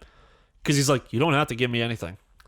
Yeah. He's not like that one girl who had that fucking mental breakdown where she's like, if you are watching my Twitch stream, you have $10 to give me. If you have the time to watch Twitch, you have money to go to me. Yeah, that sucks. People like that suck. And the one girl who went on that rant, I don't know. Did you see that one? Which one? We're all gonna die. No, not her. I showed you that yesterday again. You showed me that yesterday again. Because I love it. I still don't fucking get it. It just sounds like it's just such a rant. It just goes really well into this like Taking Back Sunday. It's not Taking Back Sunday. It's The Kill by 30 Seconds to Mars. Thank you. They're like the same band. No, they're not, because one of them is a guy who runs a cult. Jared Leto. Jared Leto runs a cult. Yeah. And he's the best cinematic Joker. You know that's not true. No, it's not. Yeah. The best cinematic Joker is Jack Nicholson. Really? I like Ledger, don't get me wrong, but I think The Dark Knight's not... I don't like Nolan movies anymore. You're saying, like, as a director, like, as, like, the character of the Joker, like Jack Nicholson was, like, captured the craziness of him. Like, he captured, like, the theatrical nuttiness. Yeah, I think out of all of them, like... Heath Ledger's Joker is so like 2007, 2008. And so like the further we get away from it and I look at it, I'm like, why do you want to make him this realistic? Like he's enjoyable to watch, but like, he's so dark. He's not super funny. He's got some funny moments. Jack Nicholson Joker is scary and he's funny and he's awesome. And he's like, I wish Alan Tudyk had like a very angular face so that he could just play the Joker. The devil in the pale moonlight. Like that's great. The bit where he's changing all the paintings to look like him's great. Like fucking, he's just fun. Like Alan Tudyk's Joker in the Harley Quinn show. Is great. It's so good. He's great. Especially like, God, I really want there. I think this season, you know who's actually pretty good because he manages to kind of do a little bit of everybody. That's been live action is The Jedi Knight guy in Gotham. He's pretty good. The Jedi Knight guy in Gotham. The guy who plays the Jedi Knight, who plays the young Joker in Gotham, the TV show. Oh, that guy. Yeah. I forget what his name is, but he's cool. Wait. Jedi Knight, Jedi Fallen Order. Like, you know. Cal. Yeah. Cal Kestis. Oh, he was the young him. Joker? I know he was in Gotham. I didn't know. Yeah, he's young Joker. He's also a big Star Wars fan. Yeah. Like, actually, you know, on like Funhouse, like Jacob is Jacob kicked his ass at knowing Star Wars. Oh yeah, shit. but like the guy, he still knows a lot. It's just Jacob. Jacob's able to name every fucking character in Episode 1 Racer without seeing their names. Yeah, and I'm sure he didn't know it because he played Episode 1 Racer as a kid. I'm sure it's just Jacob knows. Yeah. Yeah. Yeah. No, okay. Have you watched? I didn't finish their second one. I still want to watch it.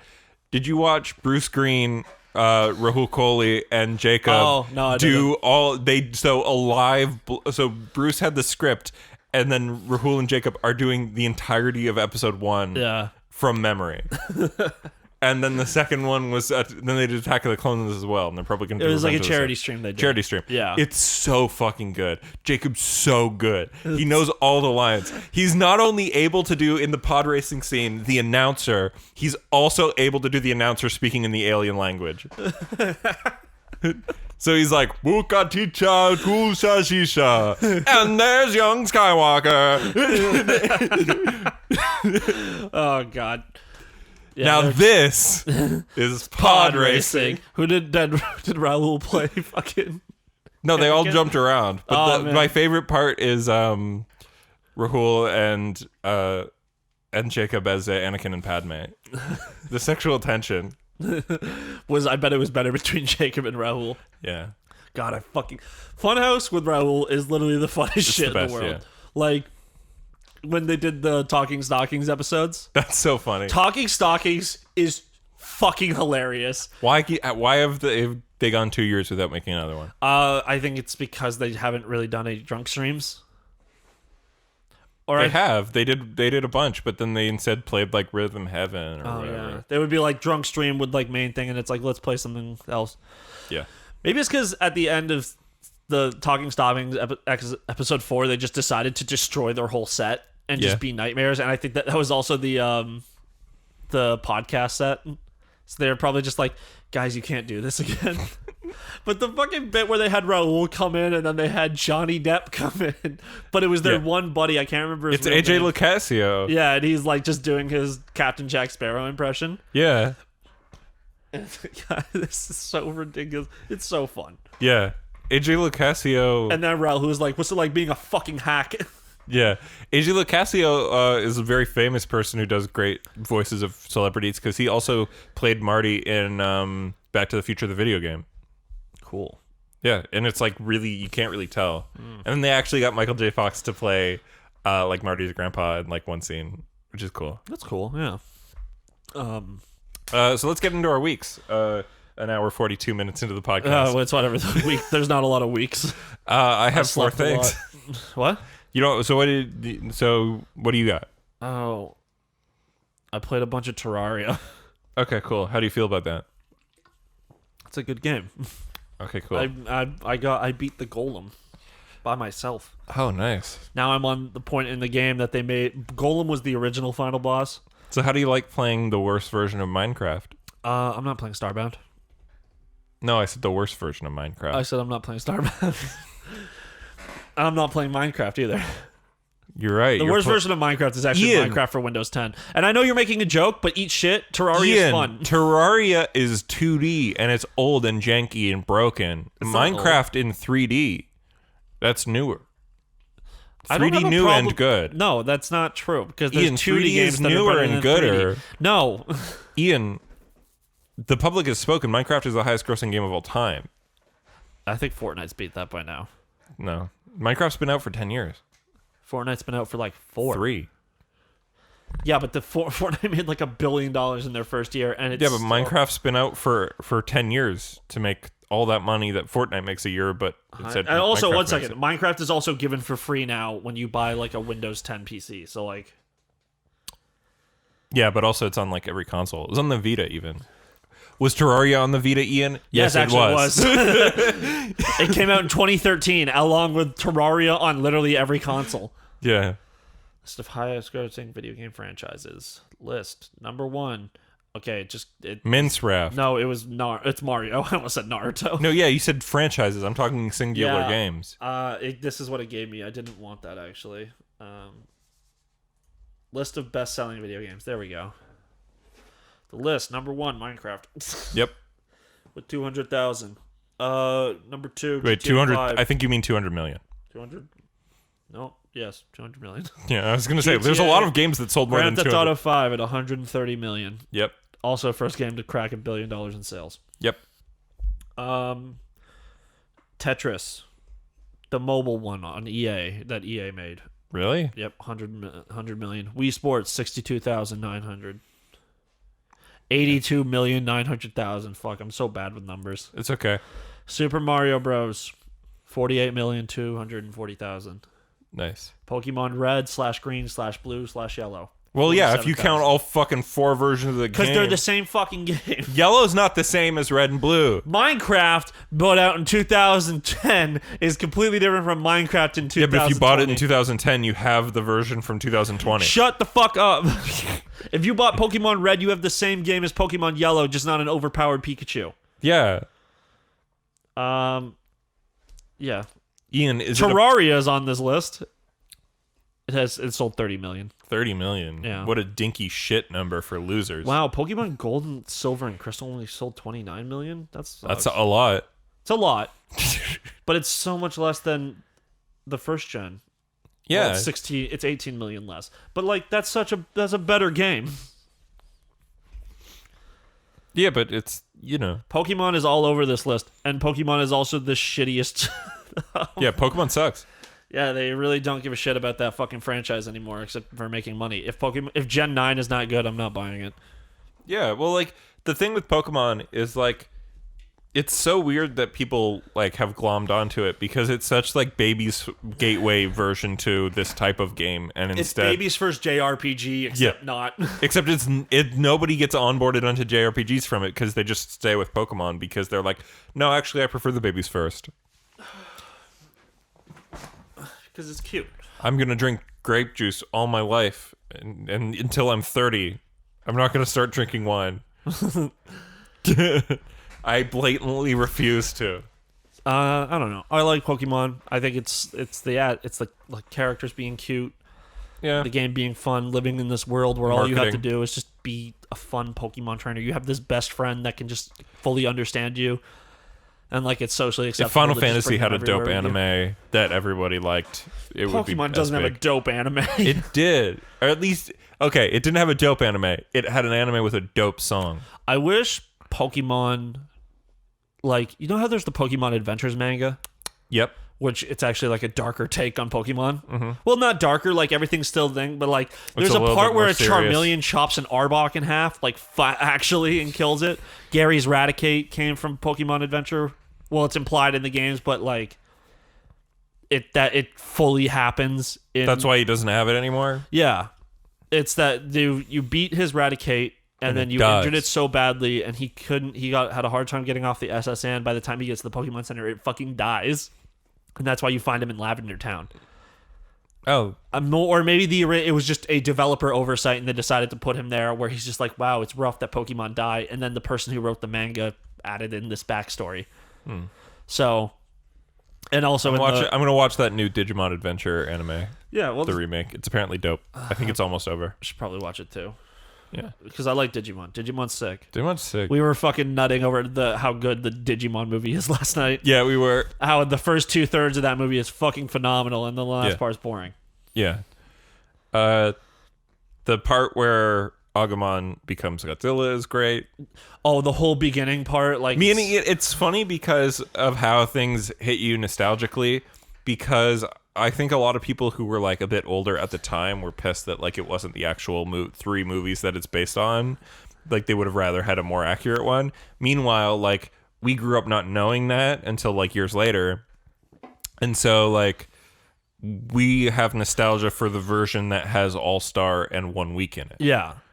and like all these fucking butt rock songs. And, like, just good ass music. Yeah, like, why would you want to watch a show that takes place in Japan that doesn't go, it's been 1 week since you looked at me. Cocked your head to the side and said I'm angry. 5 days since I laughed at you. Fucking get back, come and see you. Ed Robertson really made that whole fucking band. Like, he's the least... Like Kurosawa when I make films? No, I don't make films. But if I did, they'd have samurai. That's why you like that song. That's the best line in it. Ed Robertson of the Bare Naked Ladies was in a couple episodes of Red vs. Blue. Oh, yeah? He was their original, like, commander of the base that they ended up killing. Also, he's from Scarborough. Yeah, he is. He's from here. Ish.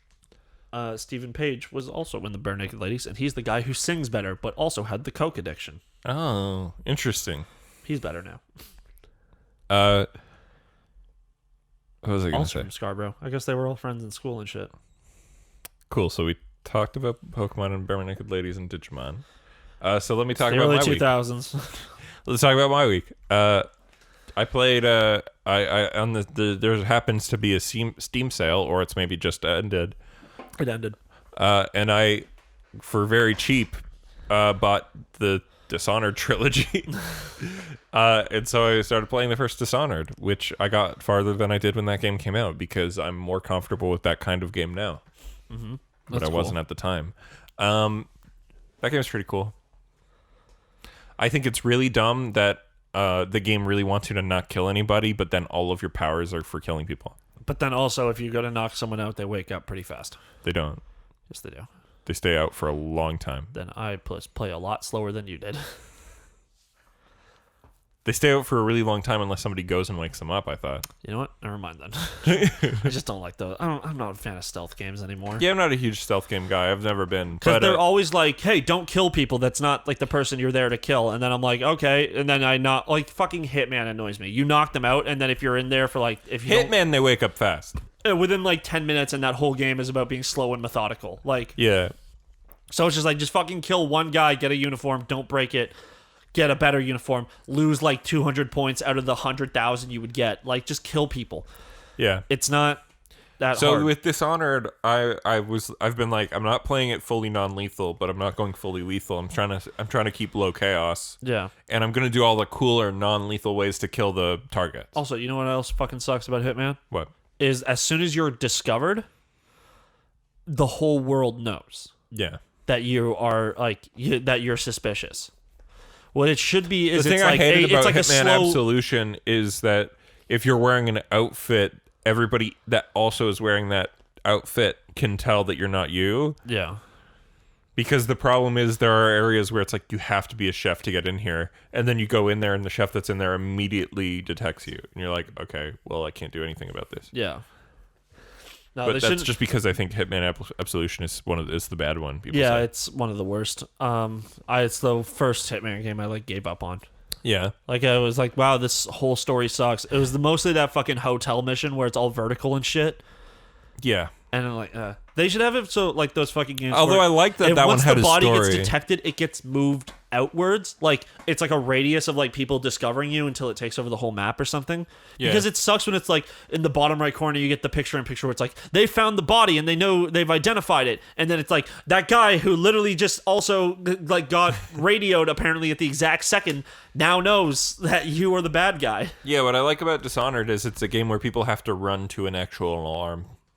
Mm-hmm.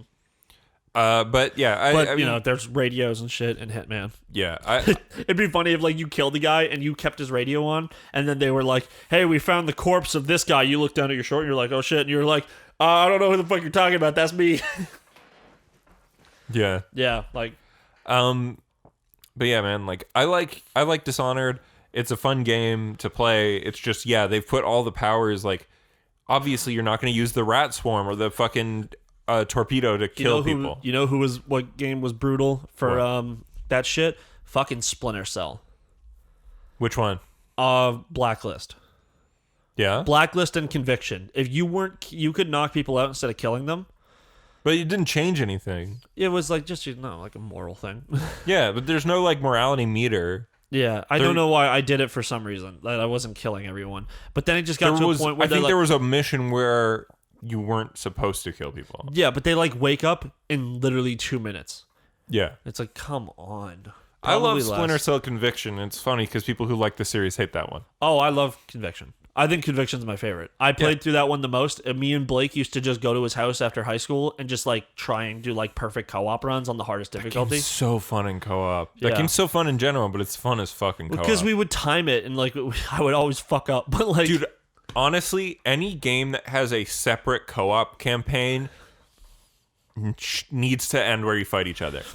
oh, but like, it's funny because I lied to my buddy. Yeah. He got he was playing. He got a cutscene when he's like, "Oh, I'm in a cutscene." I'm like, "Oh, I don't got anything. I'm just on a black screen right now." But I'm also getting the cutscene because I knew I had already You finished knew it. it was the It was cutscene where his it's time. like you have to kill the other person. Yeah, so he's like coming out and he's like, "Where are you? I think we have to do one more thing." And I'm like, "Oh, just keep. I'm at the end of the hallway." I was hanging off a pipe on top, and he like walked under me, and I just dropped down and fucking punched him in the face and snapped his neck. And it's like, Got that's him.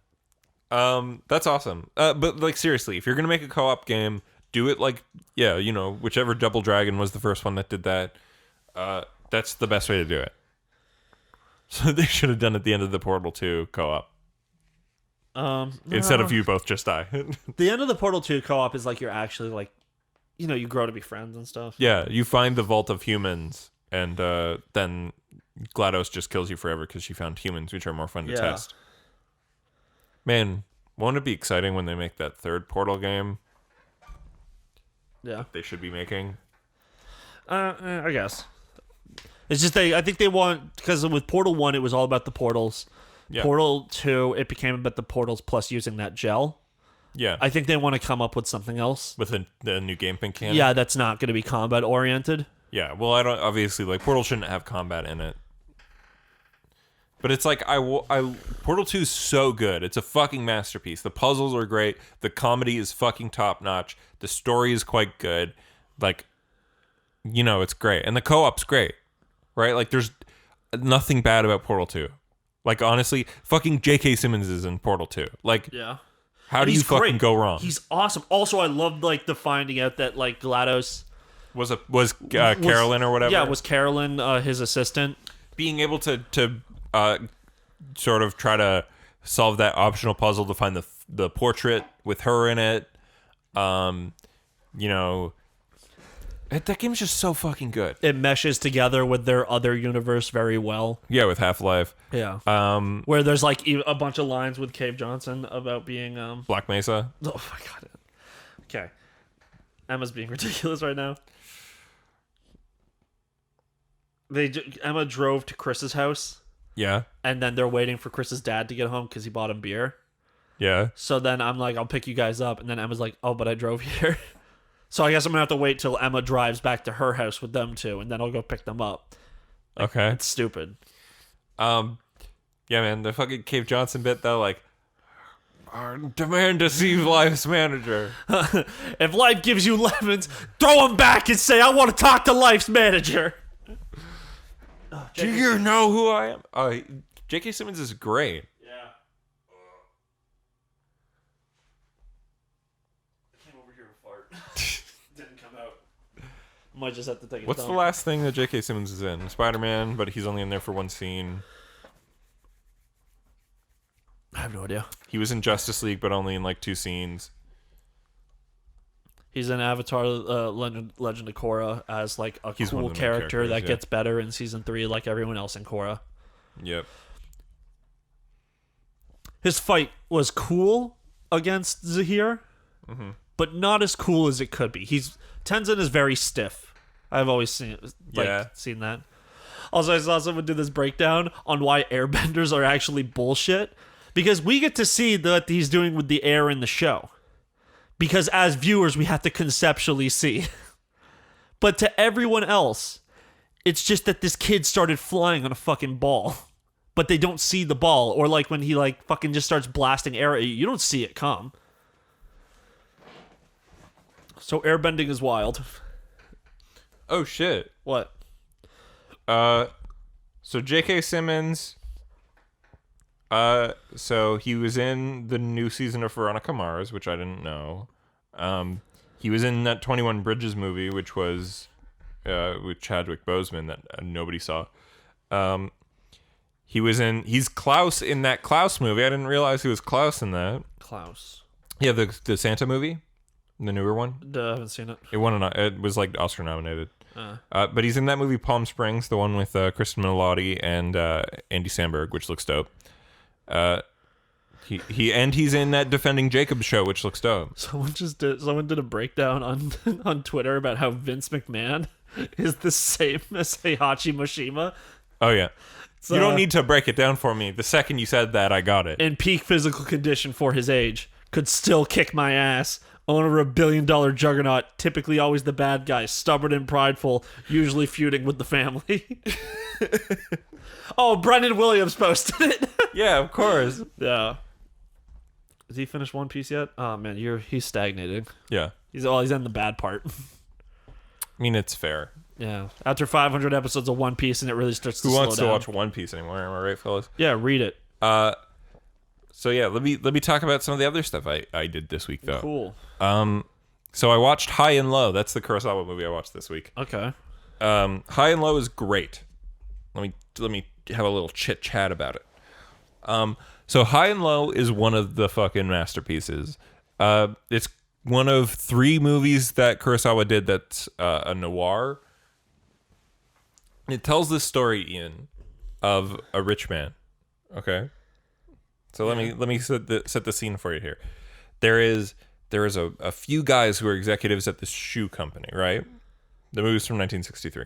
So it's a shoe company, right? Mm-hmm. And so these guys are like, yo, buddy, we need to overtake the president of the company because we need to band together and overtake him because, the company's not making money. We're making these expensive shoes that are really high quality and last forever, but like they're not fashionable. They're like fucking army boots, right? Yeah. And like women don't want that. Women want fucking fashionable shoes, and they want one, and we can make these for super cheap or whatever because women don't want ones that last, and we can make them cheap and make the most money, right? And he's like, no, we need to have honor in what we make, but also the president is wrong because we need to make things people want to buy. Like, and he's like, so we're gonna make fucking high quality and fashionable shoes. Yeah. And the fucking other 3 guys are like, fuck you, we're gonna tell the president that you said this bad thing now because we wanted you to be part of our plan where we're making even more money hand over fist, right? Yeah. So then doesn't he reveal that, behind the scenes he's been buying up stock so that, if he spends this last 50 million yen to buy more stock, he'll be the biggest stockholder and he'll be able to overtake the company entirely by himself, right? And he's got this last 50 million yen by mortgaging everything he owns, right? He's like, once I own the company and I start doing the things with the company that I want to do, I'm going to be making money and I'm going to be making good products, and I will be able to pay it back, and I'm a hero, right? Mm-hmm. So he kind of establishes himself as kind of the most ethical man there, even though he's doing like ruthless businessman tactics. He's ruthless tactics, but god damn it if he isn't ethical, right, Ian? Yeah. There's no ethical consumption under capitalism. There isn't, but 63. So right after that entire setup, ring ring goes the telephone. Banana phone. I have your son. Bring me 30 million yen. Or else I kill him. $3 million. Be $300,000. Oh, but he just mortgaged everything to get the $50,000 to buy those stocks in. So he's immediately like, I'm gonna pay. I'm gonna find a way. I'm gonna get my son back. In walks his son. Yeah. Son's fine. What the fuck? So did he pay him then? Or? It's his concierge's son, or like not concierge, fucking chauffeur. The chauffeur's son was kidnapped, which is his son's best friend, right? And now, doesn't he get a little stingy? Right? It's not my kid. It's not my kid. Yeah. Fuck you, got mine. And so like, so it goes through this whole thing. Obviously, eventually he pays. He realizes, right? Yeah. Like, well, first thing I would do is probably call back and be like, "Hey, that's actually not my kid. Do you want me to?" The kidnapper calls back and goes, "I figured this out." Like, it's, but guess what? I'm still gonna say fuck you. Pay it back, or else the kid dies and that blood's on your hand. Yeah. Right. So he like struggles with it because on the one hand he's like this character who's like, you know, worked his way up from being poor. Yeah. And, you know, wants to be able to enact his plan for the company while also wanting to be a good person. Is there a time limit on how much he... It's 24 hours. 20... Fuck. Is that what it just said? Buy the stock and make the money back in like a week. In like 6 months. Well, yeah, and then just be like, hey guys, you're going to get your money, but you got to wait a It's minute. going to be about 6 months. Or I could pay it in installments over time. You release the kid. We can make out a business deal. Make a layaway program. Yeah. Fucking got a tattoo on layaway right now. But yeah, so, you know, ultimately he becomes a good person. And so that's the first hour of the movie that tells that entire story. Like, it's all done in the first hour, and you're like, oh, so the movie's over, almost. Like, they get the kid back, he pays, there's this great sequence on a train. But, like, the entire, almost, until they get to the train, there's, like, the first 45 minutes of the movie takes place in, like, one room. Yeah. And then, because the movie's, like, 2 hours 15, so it's not super long. It's, like, a pretty normal length, right? Yeah. And so then, like, the remaining is now... the things that were super important before don't matter, and it's like the police procedural now, where the cops are getting evidence, and it's like it's done in this way where Kurosawa is such a good director that he can turn something that's inherently kind of boring into something super exciting. Yeah, you're not selling it as exciting. I'm going to tell you that right now. Because he's such a great... It's really fucking good. And so he's like, the fucking police procedural of the evidence, it's such this, like, again, inherently boring, but he elevates it by being such a brilliant director, where it's like, literally, okay, so... this farmer here saw the guy who had the kidnapper get in the car, you know, leaving in a Toyota, whatever, car out the thing. You sure it wasn't a Ford? No, In Japan in 1962. And so it's like a Toyota X or Y or whatever. It's not actually a Toyota, it's some other company. But like, no. Aren't they Swedish? Maybe. Yeah. Anyway. Nissan. But it's like, so we got that car. And he scraped a fucking barrier, and so we got some great paint. So we're gonna look all of these. So there were 30 stolen cars of this kind this month, and 20 of them were returned before the kidnapping. So that only leaves 10 cars left. Plus, only one of those is gray. So we have the license, and it's just like very realistic evidence doing. It's not like super stylized, but it's just so well done. Yeah. It's so fucking good. You're just like enthralled by this fucking super realistic thing. It's you know, it's a great movie. It's fucking awesome. Obviously, if you're gonna watch a Kurosawa, I'd say your first one should be Yojimbo. But like, fuck. High and Low's great. Nice. What else do I have? Hold on. I know one thing, but I think I had 4 things written down. Oh yeah, Brand New Animal. Watch the first 3 episodes of that. Cool. It's good. Are you a furry now? I am, and guess what? What? I'm never looking back. I'm gonna go watch Beastars now and look at a rabbit blowjob. Yeah. No, you're... If you watch Brand New Animal, like, even more so than me, the main character is absolutely, like, your type.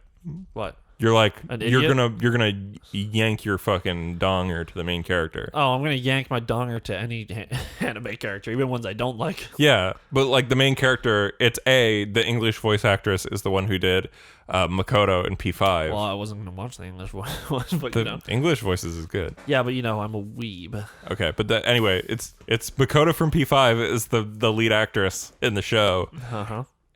And the character design just ticks all of your boxes, Ian. Sporty, you know, hair cute, is furry all over. jacket, wear jacket, Yes, jacket is cool. shorts, like Who doesn't like shorts? yeah, like Short shorts. Like sporty shorts. Yeah, Literally, my favorite tag on any entire website is sportswear. yeah. So she's wearing like kind of like a red leather jacket type situation, white tank top underneath. Akira, Dante. Yeah, red leather jacket, fucking white tank top underneath, short shorts, furry. You know what I actually Makoto voice actor. hate, like, real hard? Yeah. And, like, whenever someone does, like, a Rule 63 of a character, Yeah. which is the gender bend. Which is whenever they're like a super muscular or super fat guy, they're always a skinny girl. That, if you want to make them hot, if they're super fat, just make them slightly chubby and thick as fuck. Like, come on. Yeah. Like, obviously you want like video game characters, movie characters, anime. It's all ideal looking things. You don't want you want to see idealized perfect beings when you watch these things. Well, when you're horny for them. Yeah. So, but say you look at Dante. Yeah. Ripped dude, but kind of scrubby. Yeah. Like his shirt's ripped. He's it's kind of and when it's a girl, it's always super clean cut. It's and his jacket, his sleeves aren't rolled up; they're torn off. In 5, yeah. He's wearing fucking motorcycle boots, but the laces are fucked. The straps are fucked up, so they're kind of hanging open. They're on his feet, secured, but they're not done properly. And the jeans he's wearing are distressed. But when you see in a girl, it's the fucking slubby shirt instantly becomes fucking tight tube top with giant double D's. Well, you kind of have to do a tube top situation if you're doing DMC3 Dante. Yeah, okay, that's DMC3 Dante. I'm talking if someone does a DMC5 Dante look. Yeah.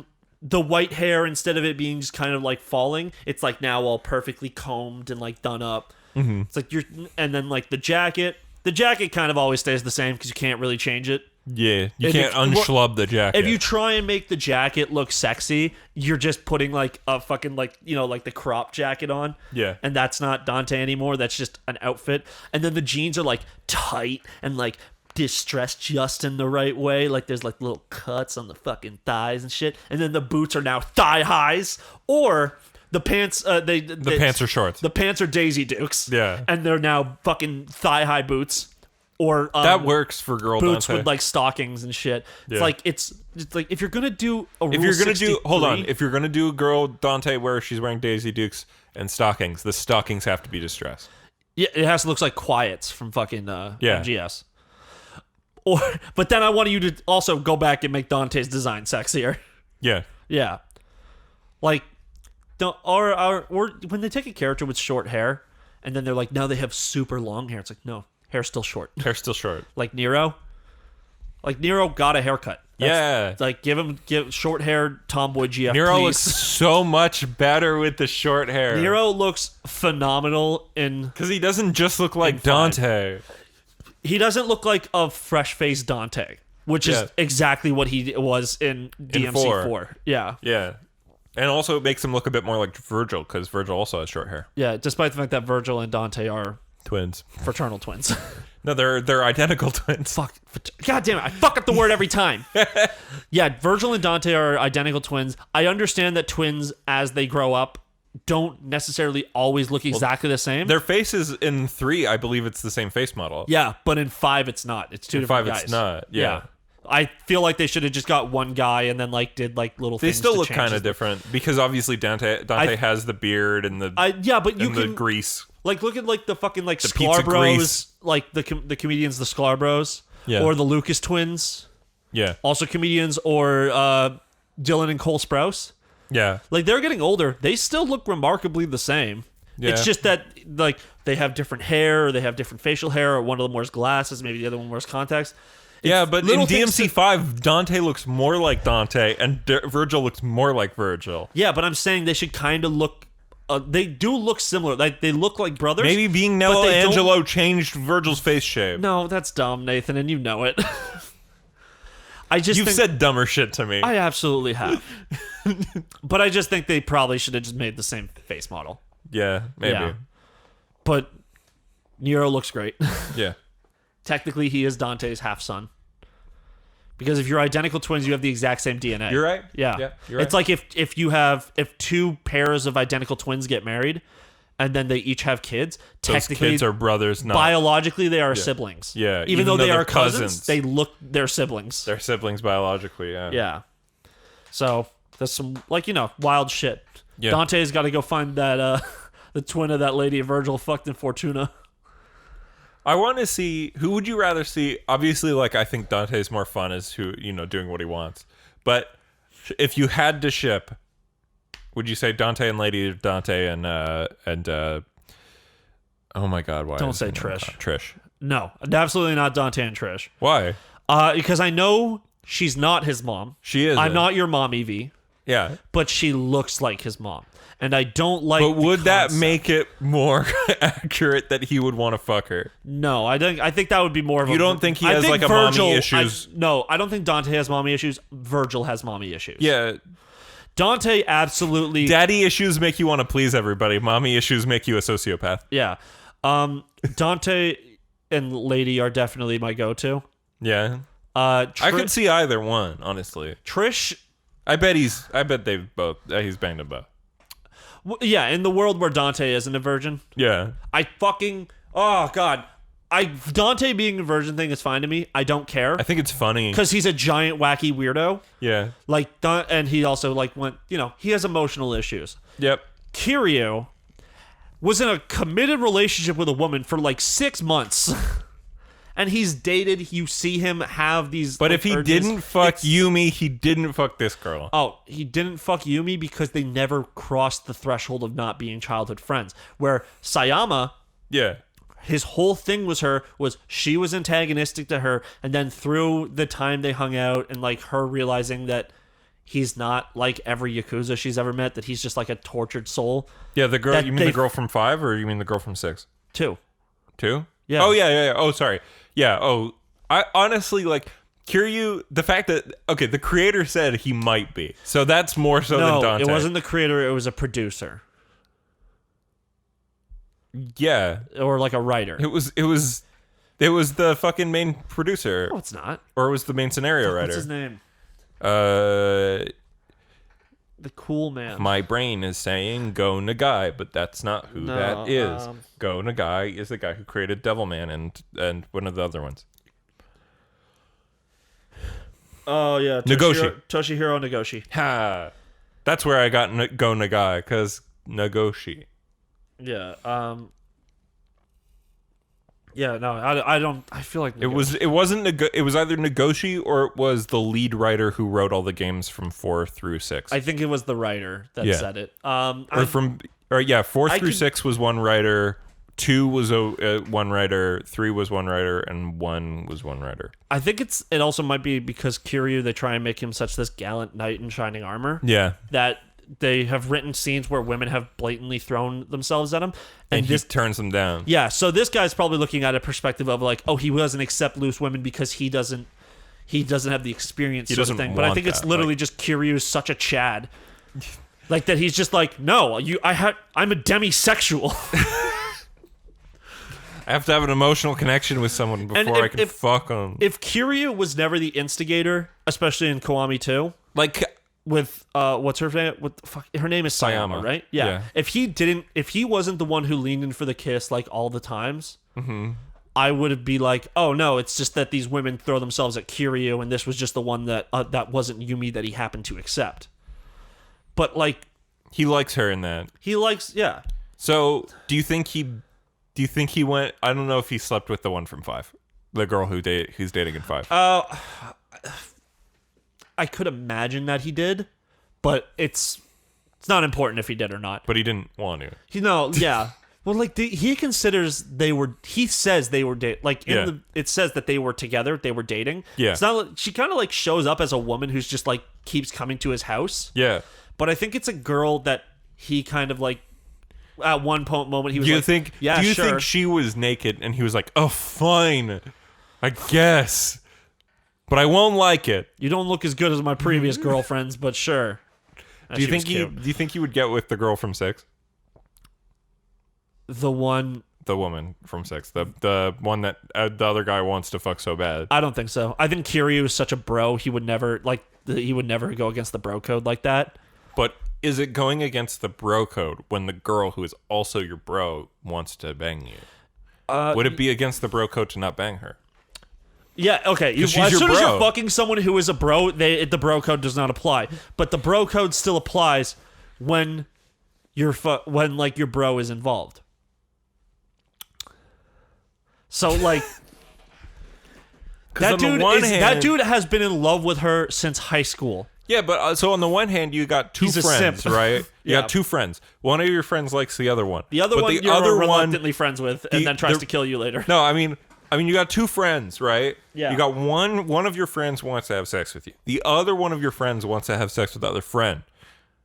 So if you fuck the one, it's a betrayal for the other. Yeah. But if you don't fuck the one, it's a betrayal to them. It's not really a betrayal. It's more of it's a rejection. Yeah. Like you can. It's a bit of a conundrum. You can reject your bro. The answer is fuck them both. Absolutely. He was cute. No, I actually hated that character. You don't like him? No, he's such an asshole. He's such a nice guy. He switches gears way too fast. Yeah. Like he goes from being the most annoying to like, I'm your friend now, and I'm like, I didn't agree to this. He's Rikia from Yakuza 3. Yeah, but Except I didn't play much of that one. I also I don't like him, Rikia in Yakuza 3. Is he the guy who keeps calling you like Anarchy? I think they both do, don't they? Well, I mean, like the first one though. Like in Yakuza 3? Yeah, you kick his in ass. In the city, you kick his ass, and immediately he's your friend. You kick his ass, and then I think you go to meet the boss. No, I liked him more because he, at least, you only fight him once. He immediately recognizes you as superior to him, and he's like, yo, you're actually dope. I think you're awesome. Yeah. I just fought you out of, like, I was required to. Whereas the other guy's like, you talked to a woman that I like but won't ask out. Oh, no, he was an incel. Yeah, I'm going to fight you, and I'm going to fight you, like, 2 or 3 times because you talked to a woman that I liked but haven't asked on a date. Yeah. And I'm like, fuck you. You're a loser. The other guy's cool. I don't really like Rikia that much. But, he fine. did come back to be Haruka's husband, so, No, he didn't. Same voice actor. It's the same VO. It's not the same character. No, but it's the face model. Like, the face model for the guy... Well, because Rikia is a fake face because it was before they had face models, right? Yeah. Yeah. It's when everyone was still just like, I guess we'll just do a cartoonish version of because four they jumped into face models. Yeah, and there were still characters. It's the random characters that are like cartoons, and then like the main characters. Kiryu are all and Majima are still like these like hyper like more stylized character designs. Then you go look at like actually was Seijima? Seijima's real. Seijima's real. Seijima, other guy, the cop, both versions of the cop. Then in 5 it was like every character. I think they eventually based Daigo's face off of someone. Yeah, the voice actor. Yeah, but like he was introduced in Yakuza 2. Yeah. So they just like, they probably just did a cartoonish version of his face. Mm-hmm. And then they were like, no, we're just going to put your actual face in. Man, I feel bad for Daigo. He just fucks everything up. Yeah. Or no, it's more like he got thrust into the position of the clan head, but never wrestles proper control. Well, Daigo, it's so funny because Daigo is like inherently a good guy. Like he's on the good team. He had a rough moment because the man he looked up to as a father was convicted of killing his real father. So 2 is a game that's about, okay, we need to get Daigo to his go mom from... was hot, though. Yeah. We need to get Daigo to go from, like loser, shithead, alcoholic to somebody worthy to run the group. Because, goddammit, he has it inside him. He'd be a good leader, but... he needs to grow up a bit, and then he'll be the best. And then, like, I don't really care what happens in 3. He's fine in that. Like, he's a good guy still. He's fucking Haruka in 2. Like, they're not... Yeah. It's like, we're looking for them, but he doesn't matter. Yeah, and then in 4, he's part of the problem. Yeah, he's literally the final fight in 4. Yeah, in 5 he's good, but he's trying his best. It's just that once again the plan has fucked him over again. He's hardly in the game. He's in prison. The beginning, in 6. The first scene of 5, the cutscene where Kiryu picks him up in the taxi, is so good. And then it ends with him walking over to the bridge. And then, like, dropping into the water, and then the fucking title shows up. And I'm like, this is the best opening cutscene of all the games. It's like the best exposition explaining what's going on in It's one of the best cutscenes in any of the games, period. Also Kiryu, like, in the front seat going, like, I want to 5 is the best one. We can agree this, right? Yeah, didn't we have an argument? I think you said 4 was... I was like, 4 was because I preferred sort of how the ending was that it was 4 different plans that all got fucked together. Yeah, and also... I think also that's more fun because I think the villain of 5 is boring. The opening of 4 is Akiyama. Yeah. Which sets a tone for the game, and it's so fun. Good. Yeah.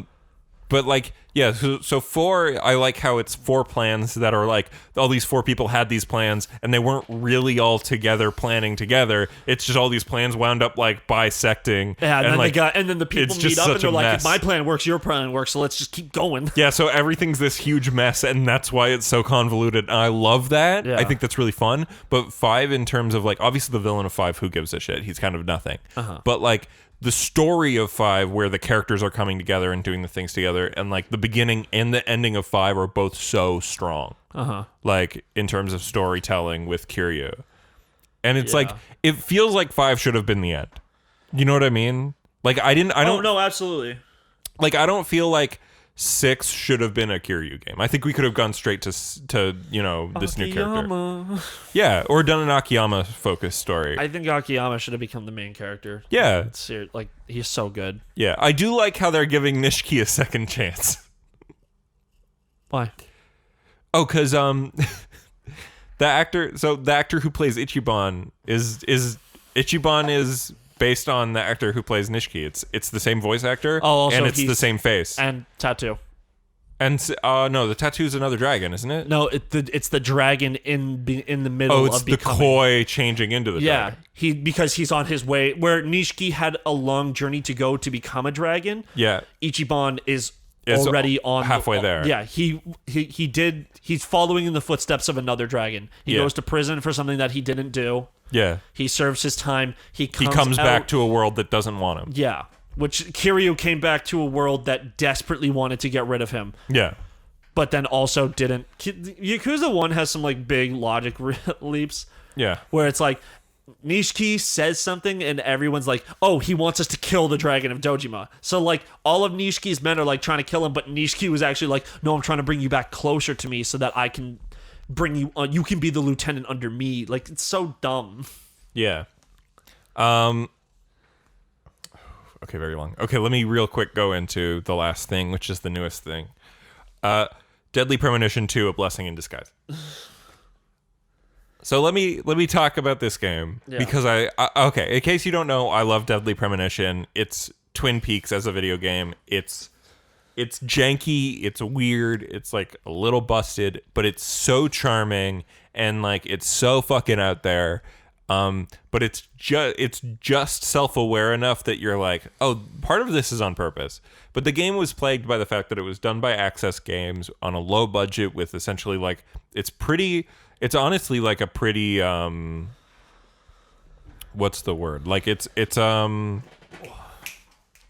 ambitious game. Like it's got a full day night cycle and time, and it's it's a RE4 clone with an open world and all sorts of shit. Yeah.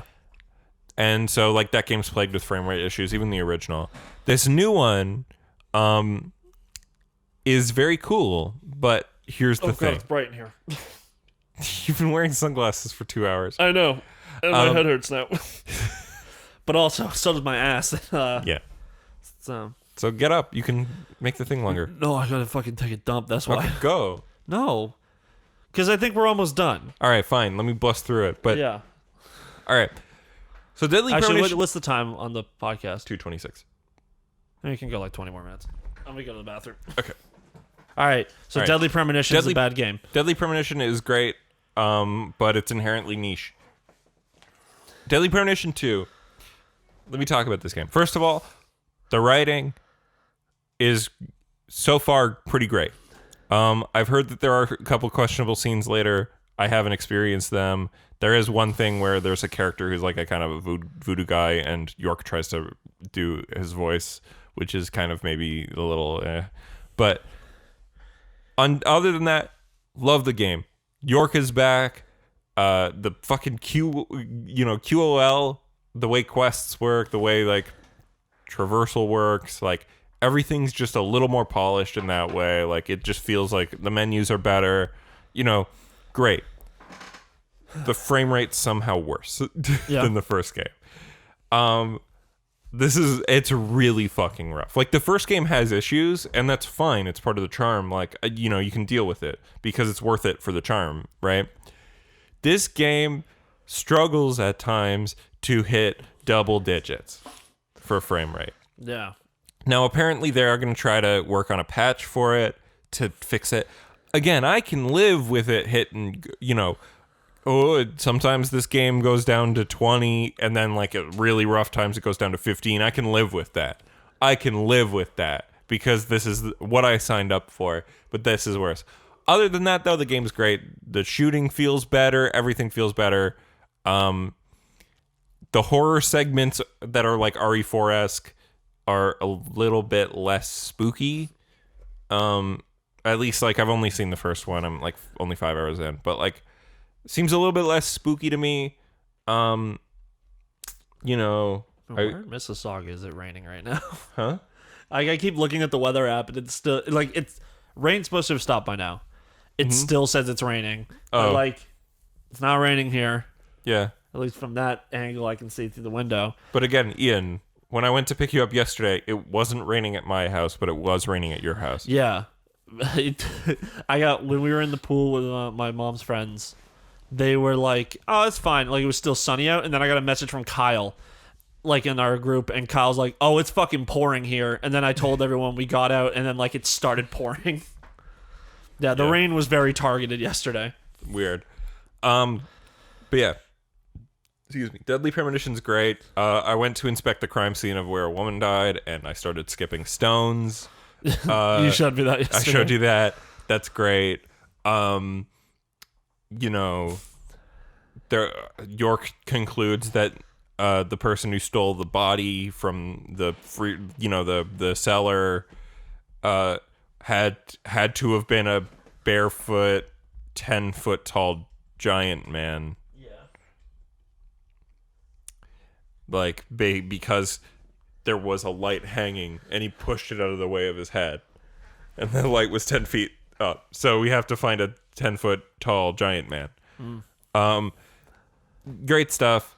Unlike the first Heavy Rain, which opens up with like, here is weird shit, then here is the action sequence, and then you're in the open world, and then you do your action sequences every time you go to a new story mode. Yeah.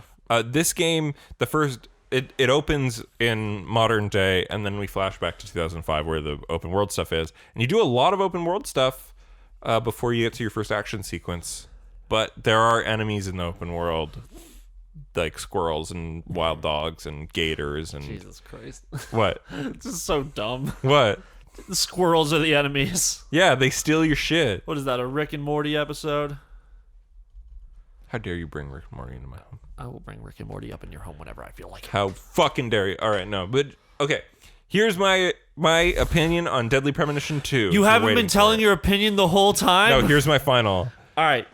Make it quick. Game is good. It may be impossible to capture lightning in a bottle twice, and I tell you, if you're not a huge fan of the original, get different games by Swery Sense. Play D4. Play The Missing instead. If you like the original Deadly Premonition a lot, check this out. It's a bit more of the same. It's really awesome. But yeah, if you're new to the franchise, you need to play the first one first. Don't play this one first. It doesn't make any fucking sense otherwise. Cool. All right, thank you. Anything else, Ian? I watched Scott Pilgrim. Yeah, is that movie good? It's still good. Never seen it. Yeah, never seen it. We made a 20-minute video about 40-minute video about why it's a good movie. Never seen it. That movie slaps. All of it is cool. It is actually a movie that takes place in Toronto and doesn't hide that fact. Woo! The whole fucking thing is Toronto as fuck. Every venue, place they go, the fucking Lee's Palace, the Casa Loma, like... I talk about that shit in my video. It's so good, and like you can tell that the drummer, Kim Pine, and Scott are the only Canadians in the movie. Yeah, because they call the place Toronto, not Toronto. Yeah, yeah, because they're Toronto. I think Kim Pine is actually from Toronto, and Michael Cera. Michael Cera's from Brampton. Yeah. Alison Pill is from Toronto. Yeah. Who else? I think there's a lot of other Canadians. I think there's minor Canadians in it. But like, it's just, I was rewatching the movie. The twins are Canadian. I know, yeah. I fell asleep at that part. I woke back up during the finale, and then I watched it, and then I turned it off and went to bed properly. There's like little things that I didn't notice the first time. Like, of course, and we're gonna watch Scott Pilgrim kick your teeth in. Yeah. What the fuck is it? That movie's so fucking quotable. I don't know. This is the one thing I told you in the car. Like, Yeah.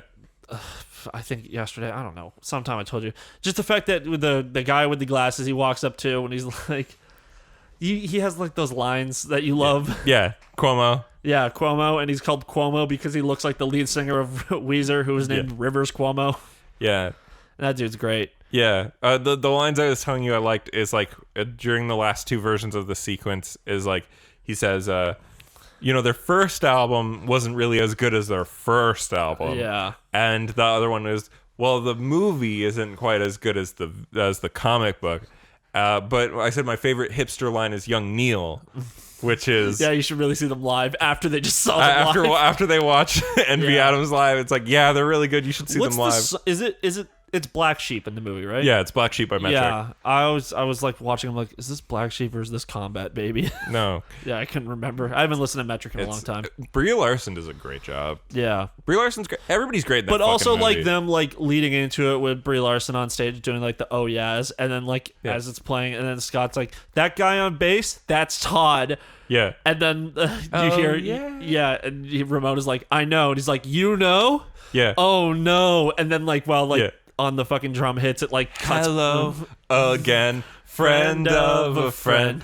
I knew you well. And then like as like everything hits, it cuts one side of the screen is Scott, the other side is Todd and Scott. Yeah, and they're just staring at each other. Where Todd's like, "Yep, it's gonna happen."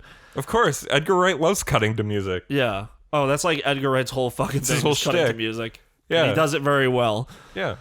I mean, he made an entire movie about cutting things to music. Yeah, Baby Driver. Yeah. And then the character in the movie, his thing is cutting things to music. Yeah. Yeah, that movie is Edgar Wright, great director. Yeah. Makes great scenes. Should not be in charge of writing a movie. Well, he needs writing partners. Yeah, he's really good at writing, I think, comedy. The Shaun of the Dead, the Cornetto trilogy is all great. Yeah. Because he had Simon Pegg and Nick Frost writing with him. He wrote the Scott Pilgrim script. Yeah, but Scott Pilgrim is also based off of something where Baby Driver was an original concept. Yeah, but it was based on a music video he did. Yeah, so I'm just saying, like, work on, like, have someone else to, like, bounce ideas off of. I think Baby Driver works as, like, a relatively, like, it's an action comedy. It doesn't need to be super, like, it's not really going for something that's got a lot of pathos. It's just looking to be, like, it's a story that's an excuse to make this cool driving movie. Yeah. Yeah. And to be fair, it's probably the best driving movie in the last 20 years. Edgar Wright should do a Fast and the Furious movie. He did. It's Baby Driver. I know, but I mean like a Fast and the Furious. Like, I don't want to see him work with those actors because I don't think those actors are interesting. I like whatever. You don't even know Vin Diesel's real name. I do. It's Vincenzo Diesel. No, it's Mark Sinclair. Right. Yeah. You said that before, but yeah. Vin Diesel actually, he has changed his name to Vin Diesel since then. Yeah. But he's not the real Vin Diesel because he had a kid that he named Vincent. Vincent Diesel. Yeah. That's Vin is the short form. Jesus Christ. Vin Diesel's ridiculous. Bloodshot's a terrible film. Oh, Vin Diesel. Vin Diesel can deliver good performances. He was in fucking Saving Private Ryan. And he's great. And he was the Iron Giant in Iron Giant. And he's Groot. And he's Groot in the movies. Yeah. And he also did he did the 7 different languages of the movie. He did all the but it's like Yo soy Groot. Yeah. A2 Groot. I don't fucking know. Yeah. Yeah. No, I think Vin Diesel's cool. I think the Fast and the Furious movies are really fun. Do you ever feel bad do you ever feel like kind of guilty about how we treated Twilight? I feel bad about how we treated Kristen Stewart and Robert Pattinson. I think Twilight's still bad. I feel bad for how we treated Twilight because everybody jumped on how fucking bad it is, and meanwhile, like, it's not any dumber than any given Fast and Furious movie. It's not any dumber than most Marvel movies, Like, it's just for girls. It's just the only difference between Fast and Furious and Twilight on level of intelligence of the movie that Fast and Furious is masculine. I would say Fast and the Furious respect. This is a rough one to say. What? Fast and the Furious respects women more Doubtful. than Twilight. What all the women in Twilight are saved by men constantly. The whole movie is about being saved by a man. Literally and figuratively. Yeah. But in Fast and the Furious, the women have their own fucking The women roles. all get to die all the time so that the men can have good story arc. One woman. Yeah. And the other one gets a memory wipe. Yeah, but off screen, and it was Where because everybody thought she was dead. But it was also because the Michelle Rodriguez was going through a rough point and kept getting DUIs and fighting cops. Good for you. But Vin Diesel had to cut ties with her because she was being toxic, and then now she's much better, so she's allowed to be back in the movies. Yeah. And restart her career. Okay. But she's actually, like an icon. But that's the thing. But it's Fast and Furious. Fast and the Furious respects women more than the Transformers. Give me that one at least. Okay. Okay, thank you. I'll give you that. Actually, also, I would say Transformers 1, the script is more respectful of women than any Fast and Furious. It's just what Michael Bay does to It's just women. the way Michael Bay directed the first one. Because the first movie, Michaela is a fucking feminist icon, but the problem is Michael Bay directs it like she's a dumb, just hot girl. Yeah. Well, who knows car? But think about it. She knows car. She complains about how guys hate that she knows more than them about cars. So she acts dumb for them. Yeah, Which is, because the world doesn't want a smart woman, and that's fucking feminist. There's also 2 other female characters who get treated like shit for being smarter than men in the first Transformers. I would say, I watched Fast and the Furious 6, which is the one where they killed Gal Gadot because she wanted too much money. Because she was too good for those movies. Yeah, exactly. And it sucks that she did because I liked her character in those movies. She was a smart woman. Yeah. She was literally Han was this genius car mechanic who was really good with all the literally could just build an entire car from scratch. Yeah. And she was the female counterpart. Yeah. And they were together at the end of 5. Oh yeah. They were traveling the world together. But then they together. killed Han. They killed both of them. Oh man, who did I yell at this about? I think it was my sister. She's like, yeah, they killed him twice. I'm like, no, they killed him once. They killed him. They killed him in 3. They brought him back for 5 and 6, and then he dies at the start of 7, being killed by Jason Statham. She's like, yeah, he died twice. And I'm like, no, that's the same scene but reshot. Yeah. And she's like, no, but it happened twice. And I'm like, no, it didn't. It happened once. And I'm like, you fucking idiot. And he's back in 9. Yeah, because it's dumb, but I do like him. So you love Han Solo. I know. It's so dumb. I like Fast and the Furious. It's a fucking fun franchise. Yeah, I'm not saying it's not, but people like Twilight, and they're not stupid for liking Twilight as long as you're not stupid for liking Fast and Furious. I actually heard that the last Twilight, the final battle and shit, and that is a pretty good movie. Yeah, no, it's... Yeah.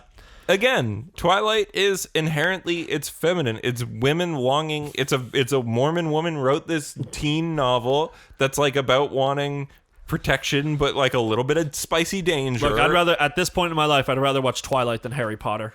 Oh yeah. Yeah. Yeah. Eat shit, J.K. Rowling. I don't care if you wrote, I'm signing an op-ed letter about how you shouldn't be able to cancel me anymore. I love that bullshit where people talk about cancel culture.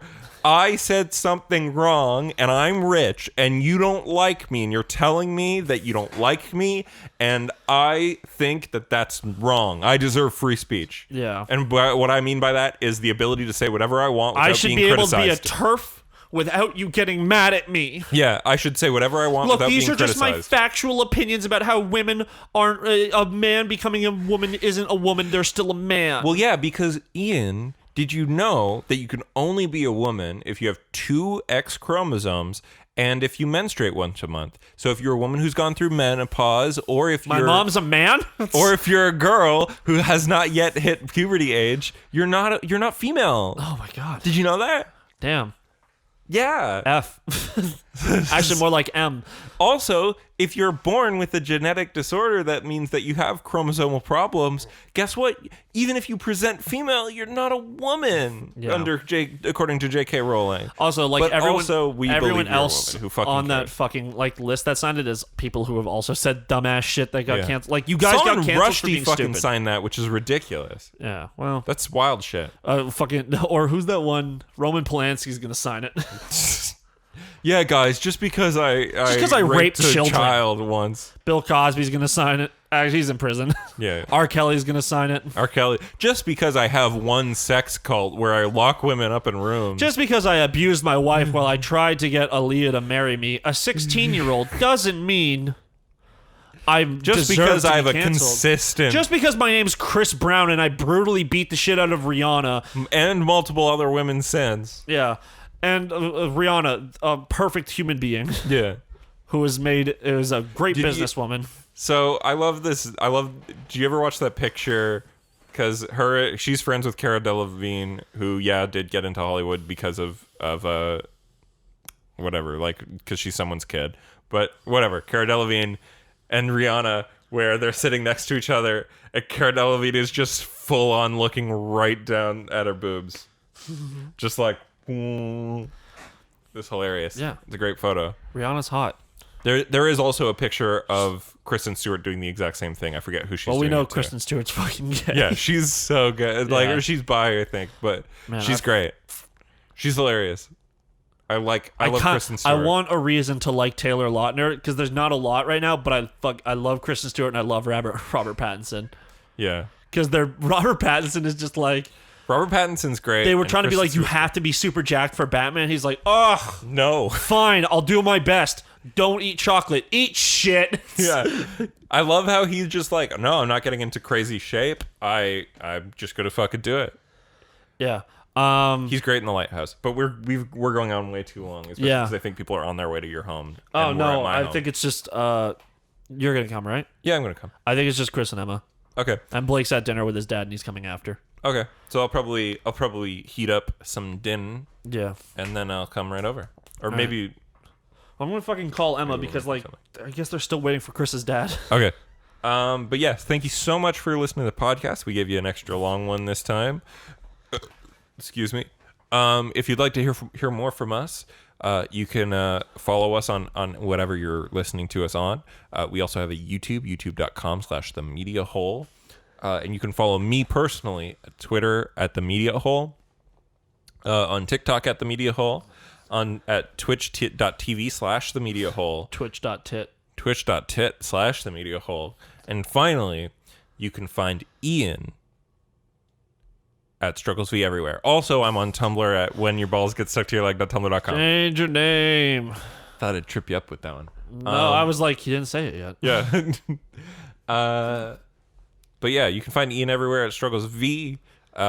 He's recently gotten in under a large amount of fire on his social medias because he tried to honeypot a British dignitary. But you know, I would have gotten away with it too if it wasn't for you right-wing liberals.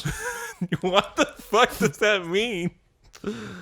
Anyway. Nothing. My brain just turned off. I just saw a hot person. All right. Well, you know, see you next time, I guess. Bye. Bye.